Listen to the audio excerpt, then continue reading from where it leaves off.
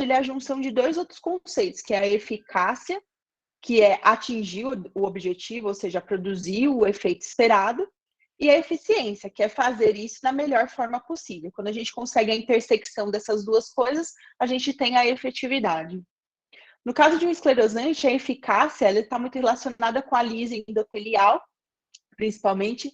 Além disso, com alterações subintimais, destruição do colágeno, porque o que a gente quer é destruir a parede do vaso. A gente não quer causar trombose, a gente não quer causar o fechamento do vaso simplesmente por um coágulo. A gente quer destruir endotélio, destruir tecidos subendoteliais para que realmente esse vaso desapareça, que ele fique fechado e não volte, né? Quando a gente forma coágulo, a gente tem recanalização e aí tem a recidiva da lesão. Então, não é isso que a gente quer. E, além disso, a gente quer fazer isso com o mínimo de deposição de debris endoluminais, porque uma das coisas que leva a algumas das nossas complicações é esses debris que ficam dentro do lúmen do vaso. Então, quanto mais a gente for efetivo para causar esclerose, menor vai ser essa deposição de debris, porque daí a gente vai causar menos trombose naquele vaso e mais lesão endotelial. E também a gente quer fazer isso com segurança, para diminuir a probabilidade de nós termos complicações e com o menor custo possível. Aí é que está o desafio, porque não existe osso grátis e também não existe esclerosante perfeito. Todos os esclerosantes eles vão ter seus prós e contras.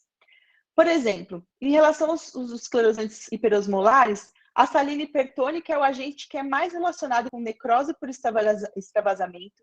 É um esclerosante que causa muita dor e por isso que é muito pouco utilizado.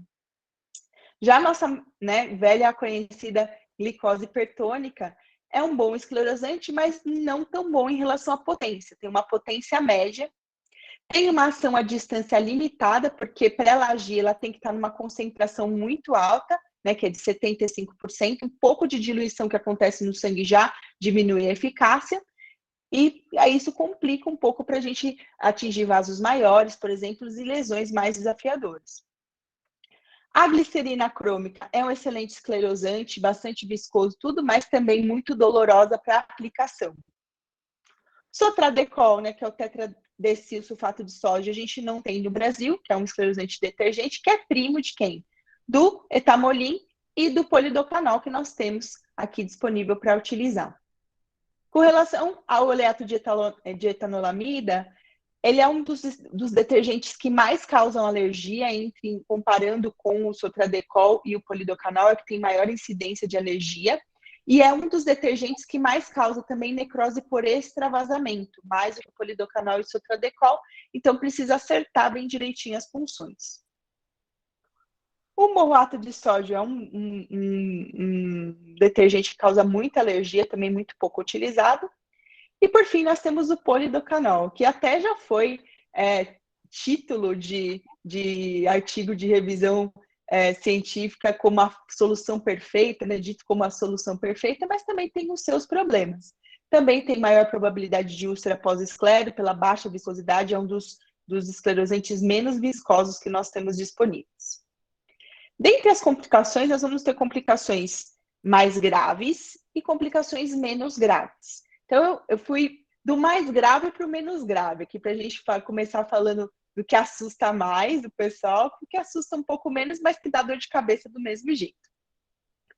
Então, começando com os eventos tromboembólicos. Coloquei aqui principalmente com a espuma de polidocanol, porque é o que a gente tem dado de literatura científica com relação à incidência de trombose.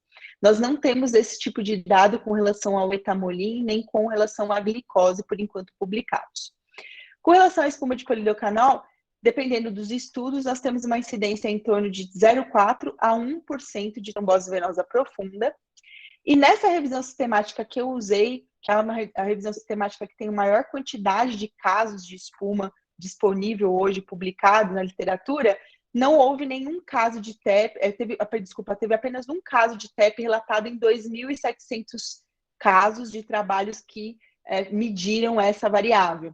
Então, virtualmente 0%, mas como a gente sabe, às vezes a gente dá o azar de ter aquela exceção. Então, também a gente precisa ficar atento com sintomas de embolia pulmonar, apesar de ser raríssimo, né?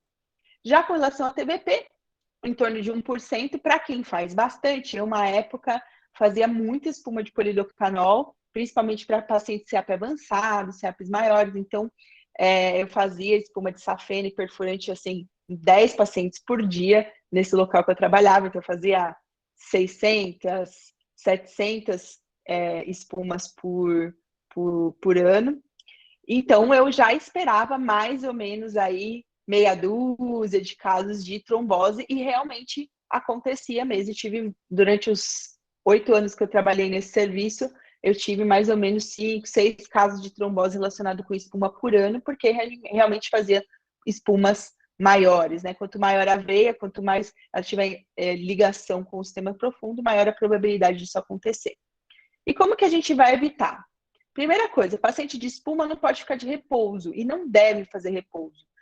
No começo tinha uma ideia de que a espuma ia sair do lugar, que não ia funcionar, mas isso não é verdade. A partir do momento que você injetou, o polidocanol, por exemplo, está entrando em contato com o endotélio do vaso, já está criando uma reação inflamatória ali, e a deambulação vai prevenir com que esse polidocanol chegue numa alta concentração no sistema profundo. Quanto mais a gente movimentar a musculatura da perna, mais a gente vai lavar, né, vai aumentar o fluxo venoso nas veias do sistema profundo, vai diluir esse polidocanol, menor chance de a gente ter uma trombose.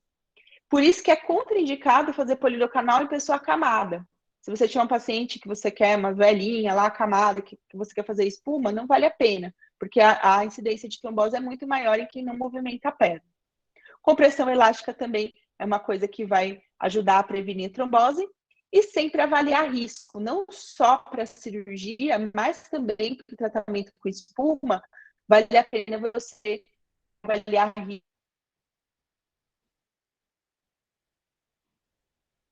risco com o score de Caprini, por exemplo, para saber se o paciente necessita de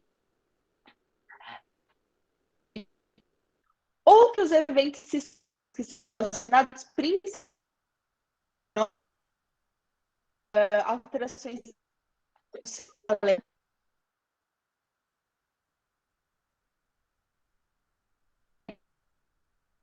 fatores, vale a pena então também não é específico, de 6% dos tratamentos podem ter essa alteração visual, que é o escotoma, que também tem a mesma fisiopatologia.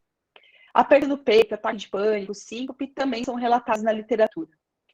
E tem uma alteração que também tem a mesma fisiopatologia, que é a cardiodepressão. Na verdade, é uma fisiopatologia mista, que tem toxicidade direta do polidocanol e ação da endotelina. A endotelina é uma substância que é produzida quando o esclerosante entra em contato com o endotélio. Ela é uma substância vasoconstritora que tem ação sistêmica. Então, mesmo que a gente está fazendo lá, usando qualquer tipo de esclerosante, isso pode acontecer. Mas quanto mais potente o esclerosante for, por exemplo, os esclerosantes detergentes são mais potentes, eles vão liberar mais endotelina. E quanto mais endotélio você expor, também você vai liberar mais endotelina. Então, muito cuidado com o volume e quantidade de esclerosante que você vai fazer, e tamanho de vaso também vai fazer diferença.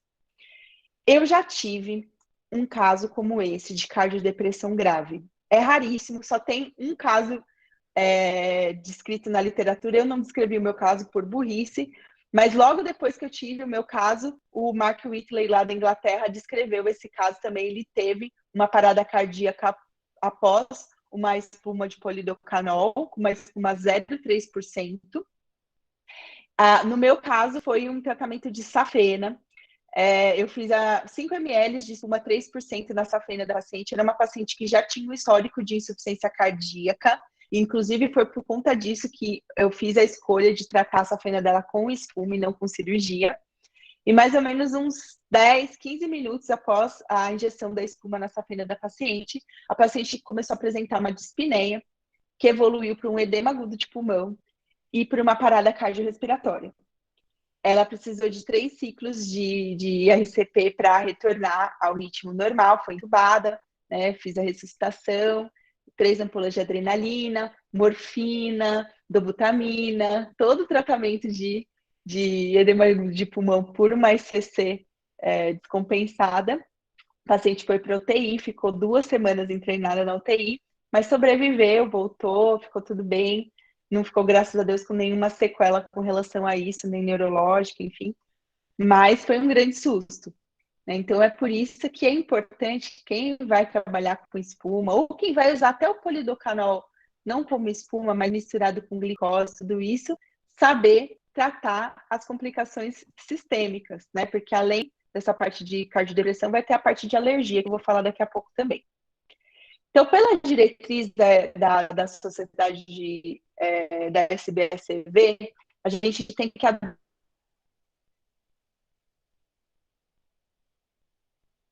dose máxima recomendada de espuma é de 10 ml. Mostrou que na sessão você teve em torno de 0 e mais de 10 para 3%. Então, foi muito maior a incidência, aí 5 vezes no PVP, se você passa de polidocanol que a gente vai usar, é essa questão da produção de endotelina, que é o que causa todos esses problemas que eu falei no slide anterior. Cefaleia, escotoma, broncoespasmo, tosse, já tive também. Outro dia me perguntaram no Instagram, e eu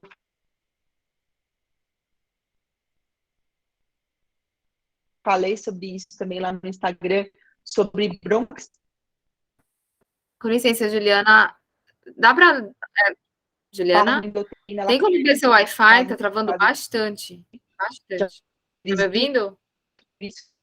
A ação da endotelina. Oi, tá travando muito.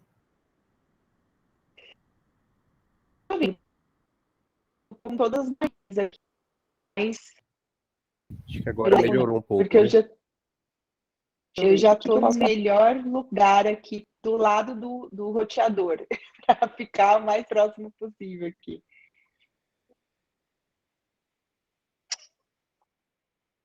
Melhorou? Acho que deu uma melhorada. É que eventualmente uma hora ele dá uma travadinha, depois retorna. O Google Meeting ele tem esse problema. Todas as minhas reuniões que eu faço por aqui, geralmente, não vão tão bem. Para mim, aqui a internet está dentro do normal, que eu estou acostumada aqui de velocidade, não tá baixa, não. Mas, enfim, vamos tentar. Vocês conseguiram ouvir a parte que eu falei da quantidade de polidocanol?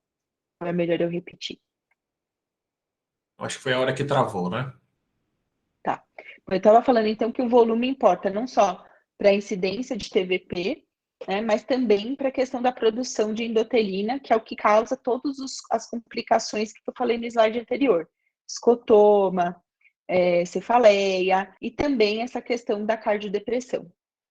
E é importante a gente entender que não só o volume, né, de importa, mas também a quantidade de células endoteliais que você está expondo ao polidocanol. Por isso que quando a gente vai fazer a espuma de polidocanol em vasos pequenininhos, reticulares e telangiectasias, a gente tem que prestar mais ainda atenção no volume. E, nesse caso, vale a pena até a gente reduzir esse máximo aí dos 10 ml para mais ou menos 5, 6 ml por sessão. Por quê? Quando a gente faz vasos menores, esses vasos eles vão ter somados uma área interna muito maior do que uma safena, por exemplo, que a gente vai usar mais ou menos o mesmo volume para tratar. Então, a quantidade de endotélio em termos de área que a gente vai expor ao polidocanol, mesmo usando um polidocanol mais fraco, vai ser maior.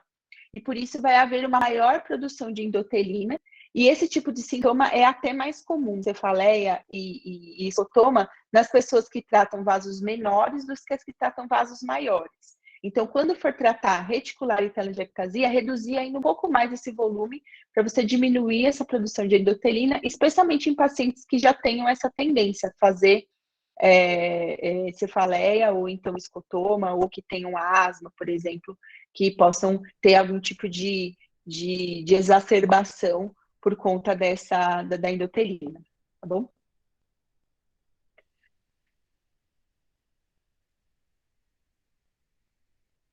E alergia? Eu também, que sou super azarada, além de uma parada por cardiodepressão, eu já tive um caso de um choque anafilático por polidocanol. Ela também precisou ser entubada, precisou usar adrenalina, não teve parada cardíaca, mas precisou ir para a UTI. Nesse caso, foi 1 ml de polidocanol, 1% no tratamento de uma perfurante. A paciente já era safenectomizada, ela é um SAP-C4, ia tratar essa perfurante com espuma, tratei, e alguns minutos depois ela evoluiu com um choque anafilático.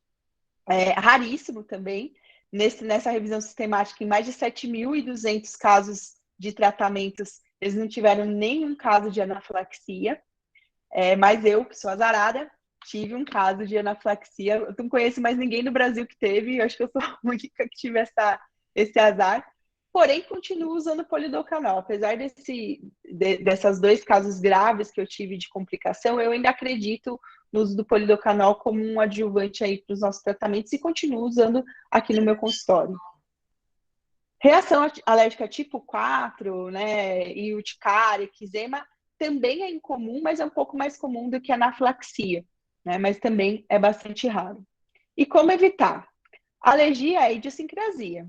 Pode acontecer também, inclusive, em quem já foi exposto ao polidocanol. Não é que porque a pessoa já fez espuma ou já fez misturinha de polidocanol com glicose que ela não pode ter alergia, né? Então, ela pode apresentar esse tipo de reação mesmo que já fez antes. Então, precisa ter o background de saber tratar o problema, se der algum problema. Então, se o paciente entrar no choque anafilático, você ter recursos, não só de conhecimento para tratar esse paciente, mas também material para fazer atendimento de parada, de choque em paciente grave, intubação, edema de glote, tudo isso. Então, para quem quer trabalhar com polidocanol e também para quem gosta de fazer aquela misturinha de xilocaína, de lidocaína na glicose pura, tem que ter material de parada no consultório, porque também existe alergia à lidocaína, né? Também existe anafilaxia à lidocaína.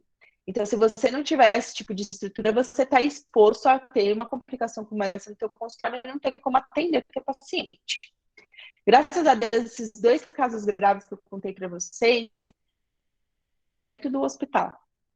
Ele é um hospital dia, não é um hospital grande, mas é um hospital que eu tinha referência e tinha como transferir o paciente. Mas se acontecer no consultório e a gente não tiver adrenalina para tratar esse paciente, a gente está lascado. Então, é muito interessante para quem quer trabalhar com esse tipo de substância, ter esse tipo de treinamento e de material. E quem não quiser fazer isso, tem que usar glicose pura. Daí é o único jeito de você não ter nenhum tipo de problema. Agora vamos para os menos graves, porém chatos. Começando pelas úlceras. Elas podem acontecer em qualquer esclerosante. O mecanismo mais comum é o extravasamento arteriolo-capilar, quando a gente usa uma pressão ou um volume muito grande de esclerosante na mesma função, levando a esse esclerosante atingir a arteríola ali que está irrigando aquele pedacinho de pele. Também pode acontecer por extravasamento extravascular, especialmente naqueles esclerosantes que eu comentei no primeiro slide da aula, né? A glicerina crônica, por exemplo, o próprio etamolim, eles têm um pouco mais de incidência de úlcera por extravasamento vascular, né? Extravascular. Pode acontecer por vasoespasmo, né? Nos próprios vasos, então evitar aquele vão para não extravasar para a arteríola, mas para não fazer aquele branco, aquele aspecto de porcelana, que também pode evoluir com necrose de pele. E 2 coisas mecânicas que também podem levar à úlcera. Pressão excessiva, às vezes bolinha de algodão, coisas que a gente coloca ali para pressionar, pode ulcerar a epiderme. E epidermólise por tração. Gosta de colocar força ali na pele, não vale a pena fazer isso, né? Então, para evitar não só diminuir o volume de esclerosante, nesse estudo aqui, por exemplo, eles viram que muitas das telangiectasias estão ligadas, 72% na realidade das telangiectasias estão ligadas a arteríolas pulsáteis, né, como se fosse uma mini fístula. Então, eles recomendam que a gente use menos de 0,2 ml de esclerosante por punção, cada vez que você for funcionar. Então, não injetar para ficar aquele branco, né? É preferível você fazer mais punções injetando um volume menor, você tem menos complicação. Por quê? Lembrando aqui da nossa vascularização dessa parte da pele, da derme, que é onde estão nossas telangiectasias, se a gente for olhar lá de pertinho, você vai ver que não tem um limite físico entre a vênula e a arteríola. O que a gente vai ter são os esfínteres pré-capilares, que são células musculares da parede das arteríolas. Então, se a gente faz uma pressão muito grande ali no esclerosante, a gente vai suplantar a força dessas células musculares e vai abrir esse esfíncter e o esclerosante vai extravasar lá para a arteríola principal. Então, isso causa uma necrose que vai levar a uma úlcera arterial. Aí é que está o ponto. Essas úlceras são extremamente dolorosas, demoram para cicatrizar.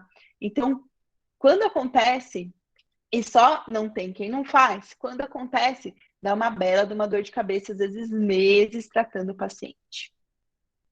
E por que a glicose, por exemplo, né, a gente ouve falar, a glicose causa menos úlcera? Por quê? Porque é uma substância mais viscosa. Por ser mais viscosa, quando a gente vai injetar, tem um menor fluxo, né? Você não consegue fazer com que o fluxo seja muito grande. Mesmo colocando uma super pressão, vai sair pouquinho ali pela ponta da agulha. Então, por isso que daí você vai ter uma menor pressão esclerosante ali no seu capilar e na sua vênula, que você está injetando, e aí tem menos risco de extravasamento. Nesse estudo aqui, por exemplo, que foi publicado pelo Kazumiyaki lá na Phlebology em 2012, a gente vê que o fluxo, usando a mesma seringa de 5 ml com uma agulha 27G, o fluxo que sai pela ponta da agulha, quando você usa o esclerosante polidocanol, é 50 vezes maior do que quando você usa o esclerosante glicose 75.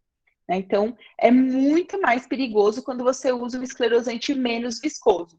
Então, o que a gente tem de menos viscoso? O polidocanol é o menos viscoso de todos, ele é quase tão viscoso quanto o soro fisiológico. Etamolin é 10 vezes menos viscoso que a glicose, mas é 4 vezes mais viscoso do que o polidocanol. E a glicose 75 e a glicerina crômica são agentes mais viscosos. O problema da glicose é a baixa potência, né? Glicose pura, a gente não consegue resolver tudo o que a gente precisa com glicose. Como que a gente pode fazer para aumentar a potência da glicose sem diminuir a viscosidade? É fazendo as famosas misturinhas. Então, não sei se todo mundo conhece, mas esse é um artigo muito famoso que foi publicado pelo pessoal lá de Botucatu, que foi tese de doutorado do Matheus Bertanha, em que ele fez um comparativo, um trial randomizado, comparando usar glicose pura e usar a misturinha de glicose 70% com poli 0,2. O que ele viu? Muito maior eficácia para a misturinha de polidocanol com glicose com a mesma taxa de complicação. Ele não teve mais nem hiperpigmentação, nem nenhum outro tipo de complicação relacionada a essa mistura de polidocanol. Então, é bastante seguro e muito mais efetivo. Só tem aquela questão da alergia, que quando você faz a glicose pura, você não vai ter. Então, como que a gente vai fazer para evitar as úlceras? Usar a solução mais viscosa possível, usar o menor volume possível por punção, recomendado menor que 0,2 ml, evitar extravasamento de esclerosante e evitar colocar a força no micropor para não dar epidermólise, que é um outro mecanismo de úlcera. Manchas, penúltimo problema da nossa escleroterapia.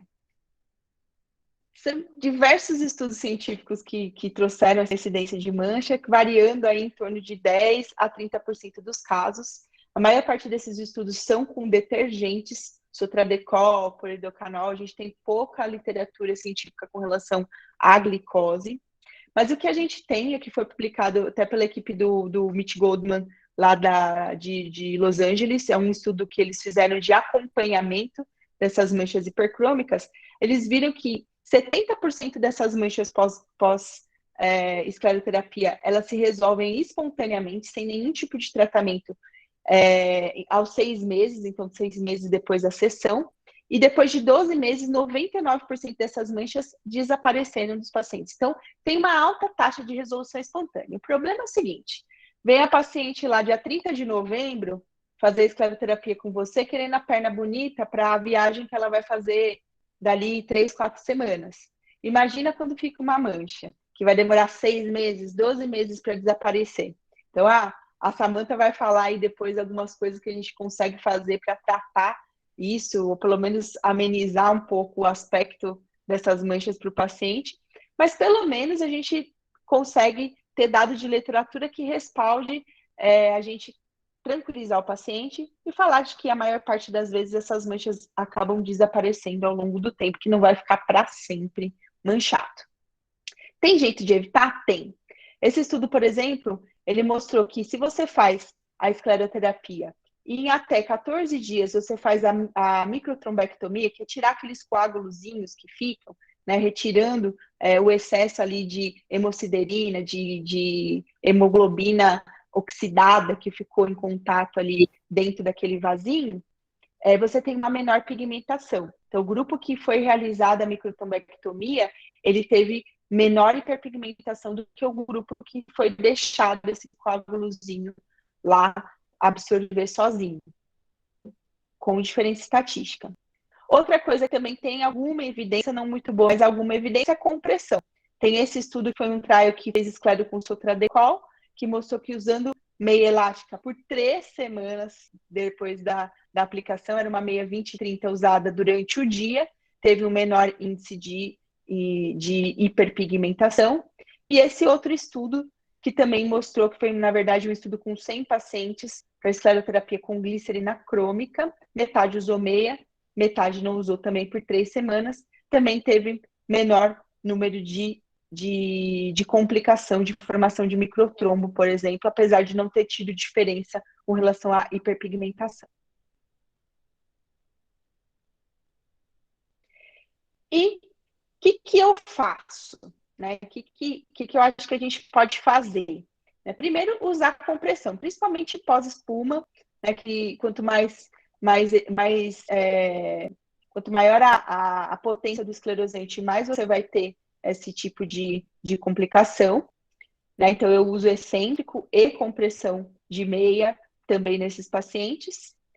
Hidratação de pele, porque um dos fatores também que aumenta a hiperpigmentação é prurido, e a pele hidratada causa menos prurido, então a hidratação vale a pena. E tem alguns estudos com o uso de Daflon, por exemplo, de diosmina com esperidina, que não vai dar tempo de mostrar para vocês, que eu já estou com o tempo estourado, mas eu vou deixar, como vocês estão aí com acesso para os slides, vocês podem ver com calma depois. Tem alguma evidência aí de melhor resultado, eu tenho utilizado. E sempre, sempre, sempre, explicar tudo para o paciente, explicar que essas coisas podem acontecer e assinar termo de consentimento. Né? Porque se der algum probleminha jurídico depois, é mais fácil de a gente se respaldar, falando que o paciente estava ciente de que isso podia acontecer. E por último, para finalizar e não tomar mais tempo de vocês, eu já ultrapassei bastante, matching. Incidência também bastante variável, dependendo de estudos. Não temos tantos estudos, infelizmente, com relação a matching. A maior parte dos estudos são estudos observacionais, então a gente tem pouca evidência de como tratar. Então, o que a gente tem é muita opinião de especialista e eu vou falar um pouco da minha opinião. Como fatores etiológicos relacionados com matching, a gente tem sexo feminino, inflamação, então aquelas áreas onde forma trombinhos, aqueles trombinhos que eu falei da microtrombectomia, você pode ver que sempre forma um halozinho de matching inflamatório ao redor desse trombo. Lugar que faz flebite também acaba causando um pouco mais de matching. Paciente obesa, paciente que usa hormônio, então anticoncepcional, estrogênio. Gravidez e lactação também, alguns trabalhos falam sobre relação com o aparecimento maior de matching, mas nenhum deles consegue bater exatamente o martelo do que causa o maior aparecimento de matching ou não. Tem uma diferença também em relação à etiologia desse matching, né? A gente tem o matching inflamatório, que ele é mais relacionado com a neoangiogênese. Então, quando a gente causa o dano endotelial, a gente produz substâncias que causam uma proliferação de vasos. Uma delas é o VEGF-1, que existe medicação tópica que diminui a produção e inibe o VEGF-1, por exemplo, o tacrolimus, que é um imunossupressor. Esse tipo de match inflamatório, por ser relacionado com inflamação, muitas vezes é autolimitado e tende à regressão espontânea, mas tem uma parte desses matches que não é autolimitado e permanece. né? 10 a 20% pode ser permanente. Em todos os casos, acaba usando alguma coisa tópica, ou um corticoide tópico, ou então um supressor. Eu tenho gostado bastante de usar o tacrolimus, na minha experiência, com bom resultado, até por ele ter essa ação de inibição do VEGF-1, mas não tem dados de literatura, tá? Isso que eu tô falando para vocês é da minha cabeça. Não tem trials científicos, nada com relação ao uso desse tipo de substância, nem de corticoide e nem de imunossupressor tópico. Mas é o que dá pra gente fazer, além de esperar. Então, o match inflamatório é isso, fica uma nuvenzinha, vasinhos bem pequenininhos, e quanto mais inflamação a gente causa, pior. Então, se você for fazer mais esclero aqui, você vai piorar a situação. Então, às vezes é melhor dar um passinho para trás e aguardar, ou então passar um corticoide ou um imunossupressor. E tem o match hemodinâmico, que ele acontece quando a gente obstrui uma veia de drenagem, então a gente vai fazendo crioterapia, por exemplo, em veias nutrícias, a gente obstrui uma veia que fazia a drenagem daquela região, o que causa o engurgitamento de outros vasos que estavam ali na superfície e o aparecimento de um monte de vasinhos. Geralmente, esses matchings, eles são mais exuberantes, mais visíveis, assim. E quando você usa um método como uma realidade aumentada, ou então o seu fleboscópio, você vê uma veia nutrindo esse matching. O que faz, Ju? Trata. Aí você vai identificar quais as veias que estão chegando nesses vasinhos que apareceram, e aí você vai tratar essas veias, que pode ser com o método que você está utilizando. Pode retirar essa veia com microcirurgia, você pode fazer espuma, fazer laser associado com aplicação, enfim, diversos métodos, você consegue um ótimo resultado. Quando o match é hemodinâmico, é mais fácil, a gente está mais na nossa mão, né? A gente vai lá e trata o vaso que está causando o aparecimento desses vasinhos. Quando o match é inflamatório, fica um pouco mais difícil, depende muito mais do metabolismo do paciente, da produção de hormônios e de substâncias como VEGF-1 daquele paciente. Então, aí o tratamento é mais aguardar, um pouco menos intervencionista e mais expectante. Bom, gente, é isso que eu tinha para trazer para vocês. Desculpa o atraso aí pelos problemas aí que a gente teve técnicos. Estou à disposição para responder as dúvidas de vocês, tanto agora ao vivo quanto por e-mail. Eu deixei meu e-mail aí à disposição, tá bom? Muito obrigada. Muito obrigado, doutora. Parabéns pela aula, brilhante, uma aula prática, muito interessante. A gente vai fazer a opção por já iniciar com a aula da doutora Samanta, para que a gente possa aproveitar o debate no final, fazer as perguntas com a moderação da doutora Larissa e da doutora Hebe, tudo bem? Muito obrigado. Combinado. Doutora Samanta. Juliana, parabéns pela aula, uma aula sempre muito, muito proveitosa. Pessoal, boa noite. Eu queria tomar a liberdade aqui e agradecer imensamente, é uma honra estar com vocês. Para mim é sempre um frio na barriga, estar com um monte de cirurgião vascular, meu Deus do céu. Bom, eu estou vendo que a gente está com 31 médicos aqui e queria perguntar, o que vocês querem? Eu preparei aqui uma aula que eu chamei de hipertips, de dicas aqui. Eu queria rapidinho, se vocês pudessem ir mandando, se vocês quisessem que a gente fale, eu vou ser pontualérrima, 14 minutos, condensar aí tudo que de experiência eu trouxe, se vocês quiserem mandar aí no textinho, tipo, aula ou conversa, aula ou conversa, aula ou conversa, o Humberto vai coletando aí. E o que eu preparei para vocês foi, rapidamente, uma coisa que eu não gosto, que são as fórmulas básicas que eu passo. Gente, a minha experiência de como o cirurgião vascular não mandar para o dermatologista as manchas que a Juliana falou que passam, 100%, e elas somem. Na minha experiência, não é bem assim. Na minha experiência, Ju, você me desculpa, que eu aprendi com todos os cirurgiões vasculares, que há 18 anos eu estou junto com o Dr. Nelson Volosker, Dr. Eduardo Ramacciotti, Dr. Kikuchi, que sempre me pedem alguma dica, e eu não peço nem ajuda, mas porque eu tive a ajuda de vocês, mas é assim, o que fazer com essa mancha? Eu falo, fica com o paciente com você. Faz um match do paciente com você.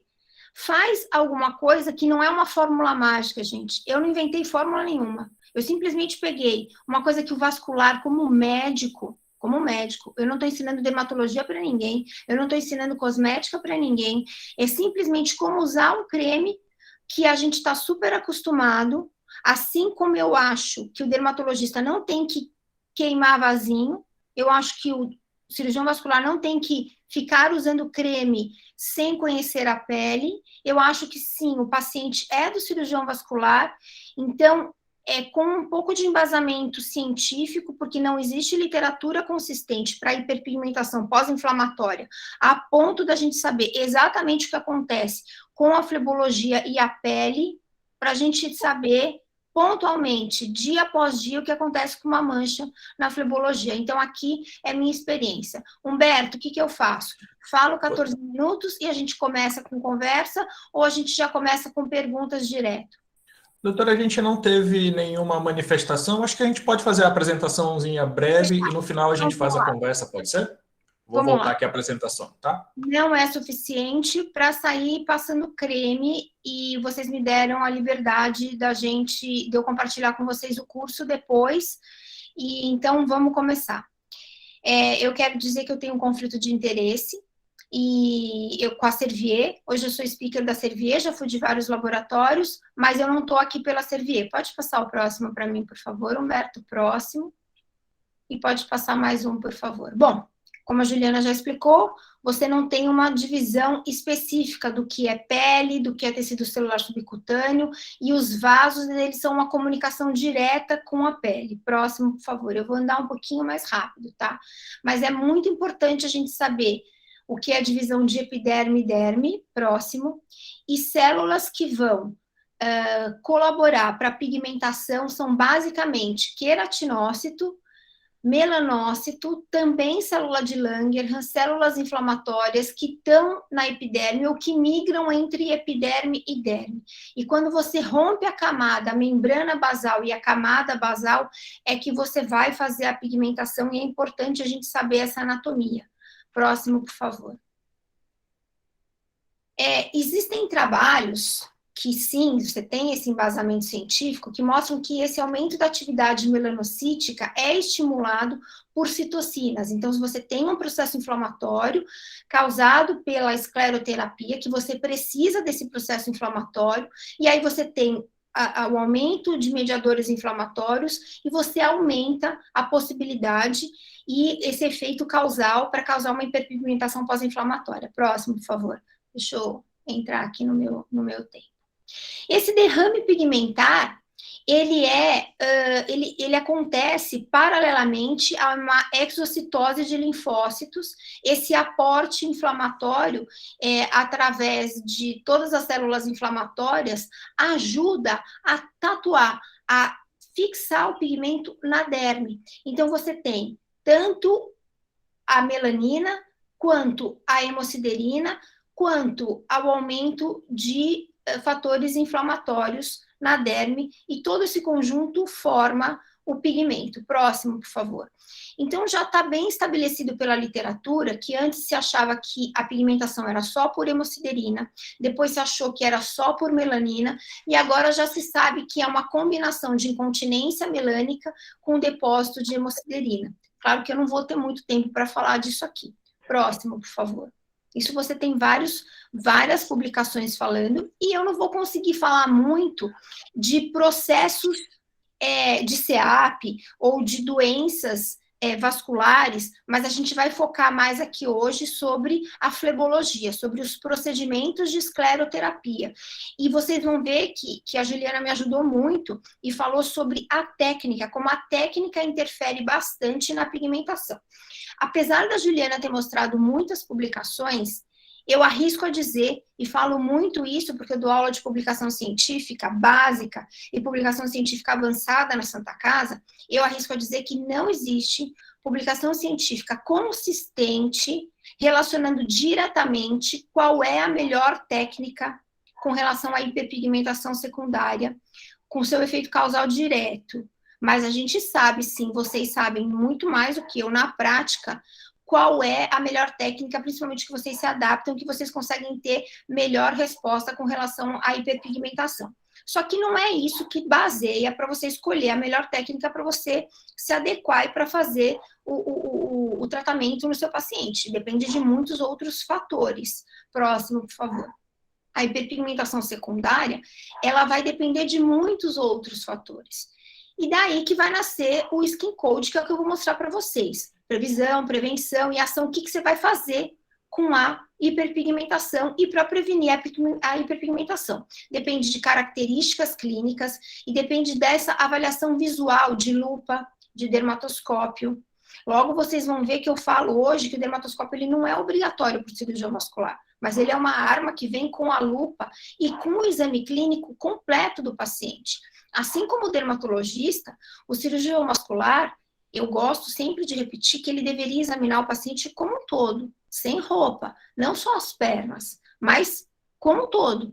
Examinar o paciente totalmente. Eu sempre gosto de examinar o paciente de calcinha e sutiã. Esse deveria ser o ideal. Próximo, por favor.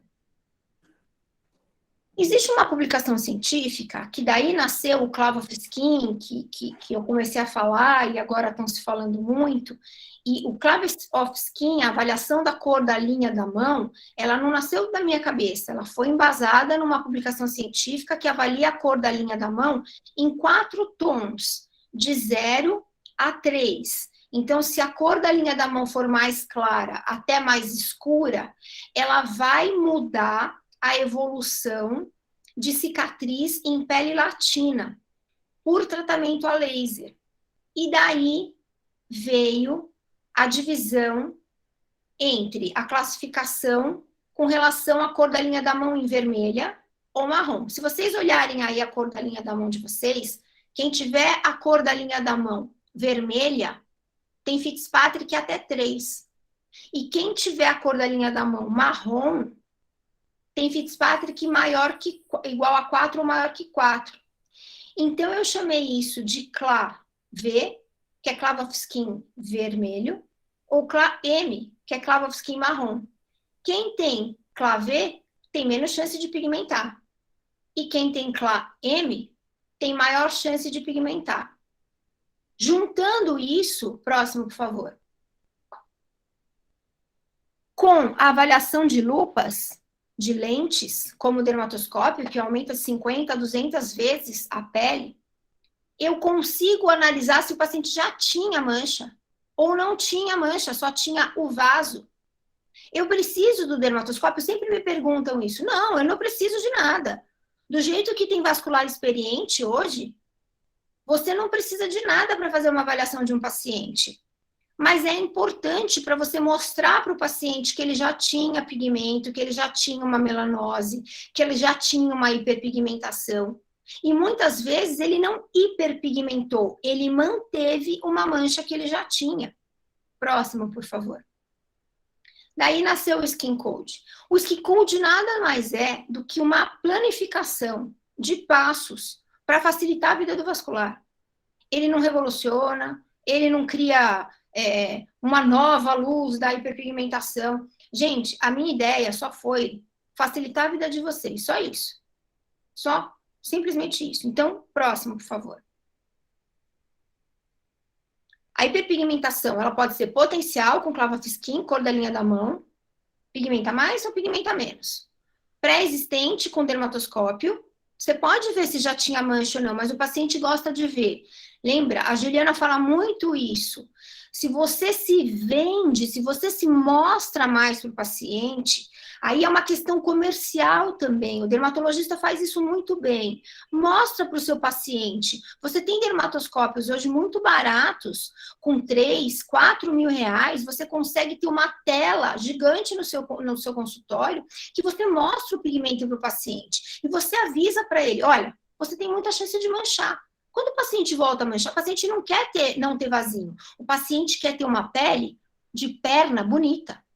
Quando ele volta a manchar, você fala assim, fica tranquilo, daqui a 1 ano vai passar. Te garanto, nos trabalhos publicados, ó, vai passar. Como você vai falar isso para o seu paciente? Não aguenta isso. E você pode ter uma hiperpigmentação estimulada. Eu vou mostrar isso para vocês. Próximo, por favor. Skin Code é previsão, prevenção e ação. Então, Club of Skin, ele pode ser CLA V, manchar menos. Ou ele pode ser CLA M, manchar mais. Próximo, por favor. Ele pode ter uma hiperpigmentação pré-existente. Você pega o dermatoscópio e mostra para ele, ó, você já tinha mancha, o senhor pode manchar mais. Próximo, por favor. Aí você examina o seu paciente, você fala, você toma sol? Aí o paciente fala, não, não tomo não. Aí você examina ele tem o sinal da Havaiana. Ó lá, ó o pé do paciente, todo bronzeado. Aí ele fala para você, não, não tomo sol. Aí todo mundo sabe que quando o paciente toma mais sol, ele se expõe mais ao sol, mesmo que ele fale para você que ele não toma sol, ele vai pigmentar mais. Eu não consigo mostrar isso para vocês agora, mas no curso a gente fala todos os passos que isso acontece. Por que o sol tatua mais, por exemplo, a hemosiderina? Se aumenta melanófago, se aumenta os braços do melanócito, você consegue fazer um maior aporte, uma maior quantidade de melanina, você consegue fazer um derrame pigmentar maior. Próximo, por favor. Bom, a hiperpigmentação estimulada pode ser decorrente do paciente, mas pode ser decorrente do tratamento, tanto com relação à pele quanto com relação à técnica. Próximo, por favor. Pele. Qual é o sintoma da pele? O prurido. Se o paciente se coça mais, ele se escoria mais, ele pigmenta mais.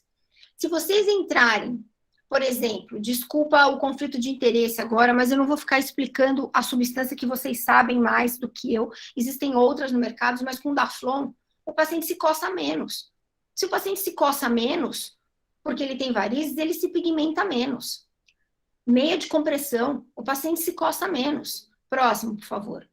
Então, é você hidratar mais a pele do paciente. A Juliana já falou, nós estamos fazendo uma publicação mostrando com dermatoscopia como a pele do paciente fica íntegra. Pele sem prurido, pele sem úlcera, pele que coça menos. Próximo, por favor. E aí, a técnica? Bom, a Juliana, maravilhosamente bem, já esgotou esse assunto. A técnica adequada pode pigmentar menos.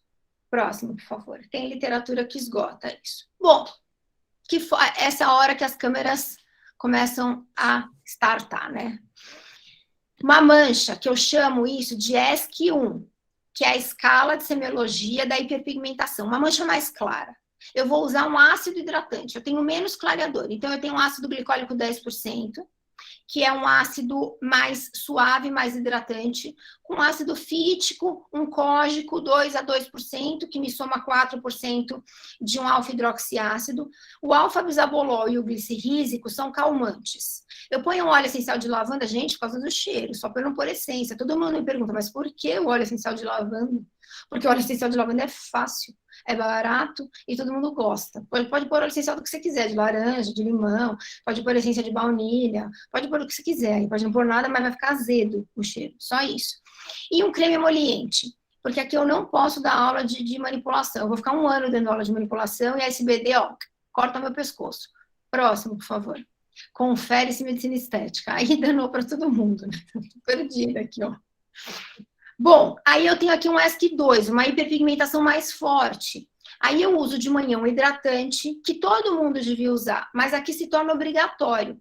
Com uma ureia a 4%, com glicólico a 4%, ele não é mais um ácido, ele é um hidratante. Eu coloco um ácido lático, que junto com um ácido glicólico, puxa mais água para dentro da célula. A veia coloidal aí foi uma opção que eu fiz para simplificar, gente, para ficar charmoso, porque senão vocês não iam me chamar aqui, vocês iam estar com outra dermatologista, e eu preciso fazer um charme, né, óbvio. Toca o óleo de lavanda de novo e põe o creme no iônico para dar uma variada, mas simples assim, tá? A loção ia ficar muito melenta aqui, por isso que eu coloquei um creme. E à noite eu jogo de novo o ácido hidratante para facilitar. Cirurgião, gente, presta atenção. Eu só consigo colocar 2 cores de linha na mão. Você viu que se eu botasse 4, vocês não... é tudo daltônico. Eu só consigo colocar 3 cremes. Se eu colocar o 4º creme, todo mundo surta já. Eu tive limite das coisas.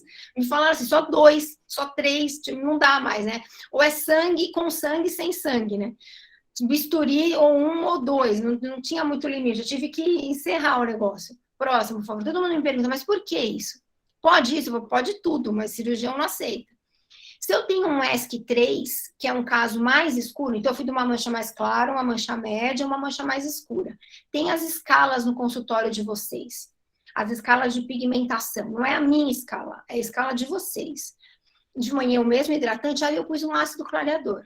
Eu pus um ácido glicólico 10 e eu pus uma hidroquinona 2. Hidroquinona 2 a gente chama de creme OTC. Vende em qualquer farmácia. Mas mantenha a hidroquinona só por 1 mês. Não mantenha. Depois do ácido clareador, você volta para o ácido hidratante. Não deixa o paciente ad eterno. Deixa 1 mês e mantenha 6 meses com ácido hidratante. Como a Juliana falou, vai sumir, né? Então, tipo...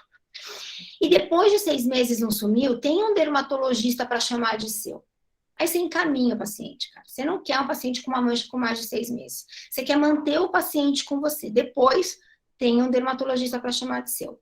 Próximo, por favor. Quando você tem um caso mais assim, Humberto, por favor, veja se você consegue passar esse vídeo, se ele tiver sem som. Isso é um Neodimiag Kisuit, 1064 nanômetros, que aí é o laser acroma, mas ele pode ser, existem outras marcas de mercado, é o laser de tirar tatuagem.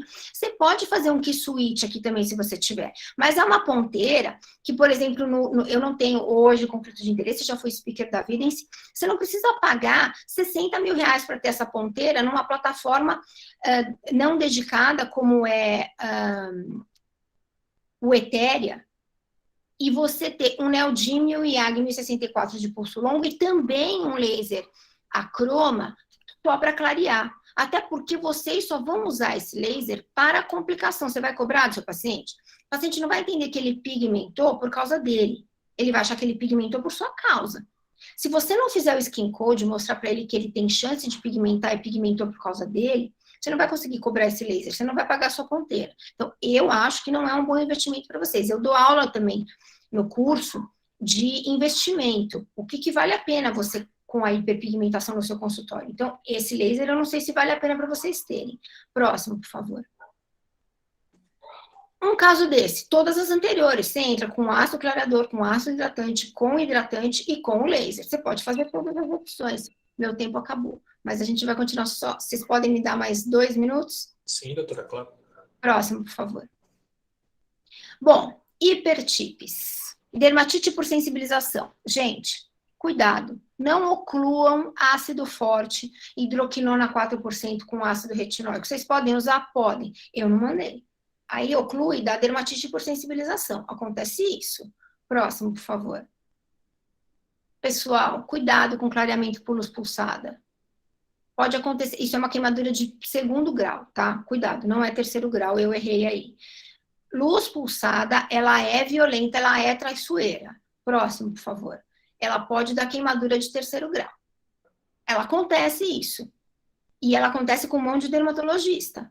Então, eu não recomendo vocês clarearem hiperpigmentação pós-inflamatória com luz pulsada. Próximo, por favor. Cuidado, eu não sei se vocês conseguem ver aqui, a hipopigmentação. O Neodymium IAG 1064 de pulso longo, ele clareia, mas em mãos muito, muito, muito experientes, porque ela faz essa hipopigmentação tatuada, exatamente do tamanho do spot. Então, eu também já ouvi falar que tem vascular clareando com o 1064 de pulso longo, mas eu não recomendo. Próximo, por favor. Pode fazer peeling de tio glicólico? Pode, mas o tio glicólico eu recomendo para dermatologista que está acostumado, porque ele é inesperado. Essa é a minha mão, eu deixo os anéis aí para provar para vocês que é a minha mão. Eu deixei um 10%, que é um tio glicólico leve, a gente faz até 25 por 15 minutos, que é um tempo que a gente deixa não ocluído. Olha só, você quer que o paciente volte com a perna descascando assim para você? Você não vai gostar. É chato, coça, o paciente se escoria. Então, isso é um problema? Não é um problema, mas é difícil de arcar com isso. Você tem que acalmar o paciente. Próximo, por favor. E isso foi uma fórmula que no começo eu mostrava para vocês, que é uma fórmula tranquila, é quase uma fórmula tríplice, que é um Kligman que a gente fala, por inexperiência minha. Aí vocês, um colega, uma querida minha, uma amiga vascular muito querida, me mandou essa foto, faço o quê com isso? Gente, é super tranquilo reverter esse quadro, mas a paciente liga e fica enchendo a paciência. Eu parei de passar isso. Então, se vocês fotografaram as fórmulas, e é para fazer isso, cuidado como vocês vão usar. Porque vocês podem ter essa dermatite por sensibilização. E aí, tem que saber lidar com o paciente. Próximo, por favor. Por isso que eu sempre falo,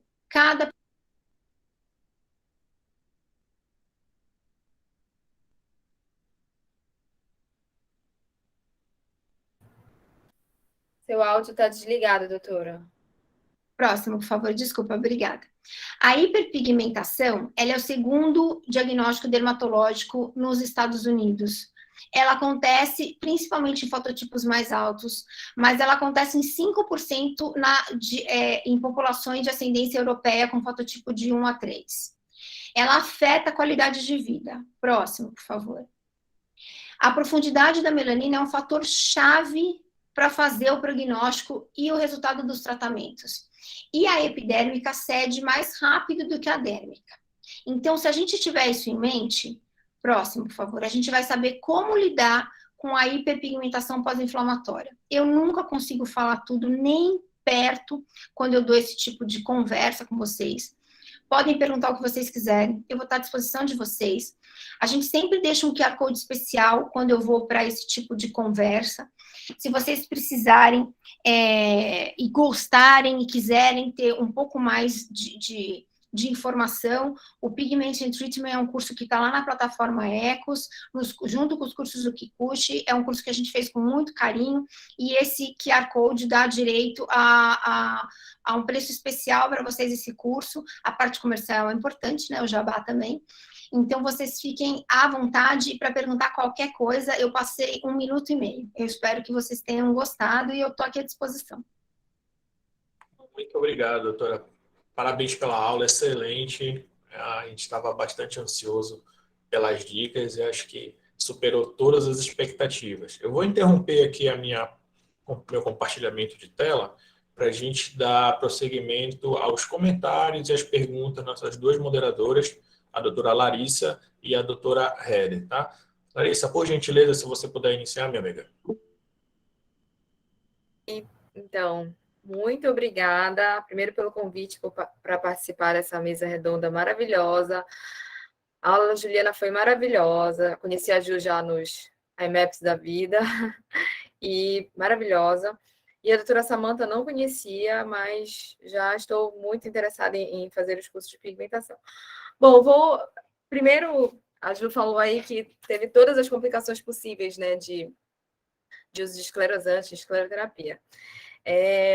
Vou anotar algumas coisas aqui, Ju, assim, primeiro só para compartilhar mesmo, para te perguntar também se você usa algum tipo de protocolo em relação eu sei que você faz laser, assim como eu, né, laser associado à glicose, faz a escleroterapia, se você usa algum tipo de protocolo no sentido de usar corticosteroide tópico em todos os pacientes, se você usa, enfim, em São Paulo vocês têm um clima, né, que tem todas as estações. Aqui a gente tem 2 estações, quente, muito quente, sempre chuva, não chuva, enfim, sempre abafado. Se você usa protetor solar nos seus pacientes, eu gostaria de saber um pouco de você sobre isso. Depois tem algumas perguntas para a doutora Samantha.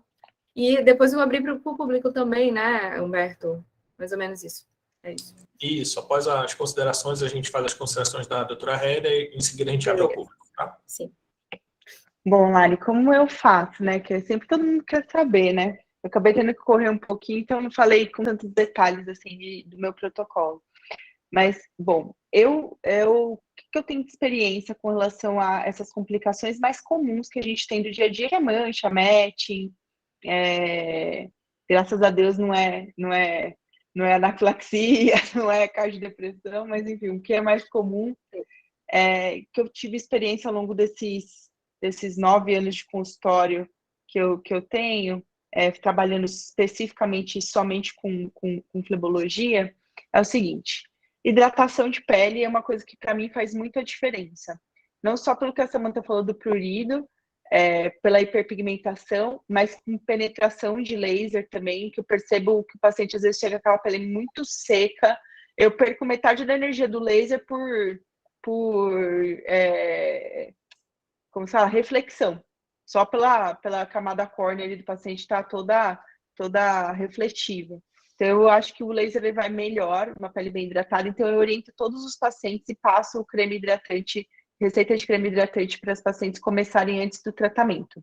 Eu raramente começo o tratamento no mesmo dia da consulta, por conta de que minha agenda é complicada para eu conseguir encaixar isso. E também porque eu gosto que o paciente se prepare, porque eu gosto de fazer hidratação pré.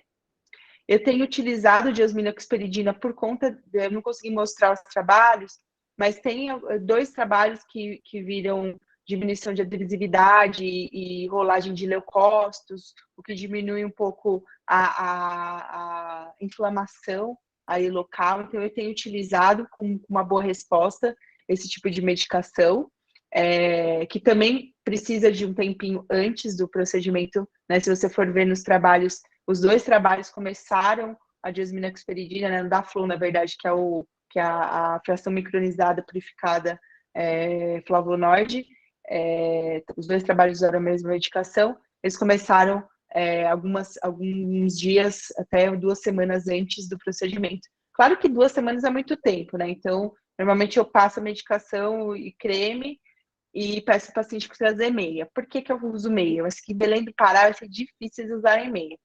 Primeiro porque a evidência é uma porcaria, os trabalhos não são bem feitos, tudo, mas eu tenho 2 trials randomizados falando que teve menor incidência de complicação no paciente que usou compressão após a escleroterapia por 3 semanas.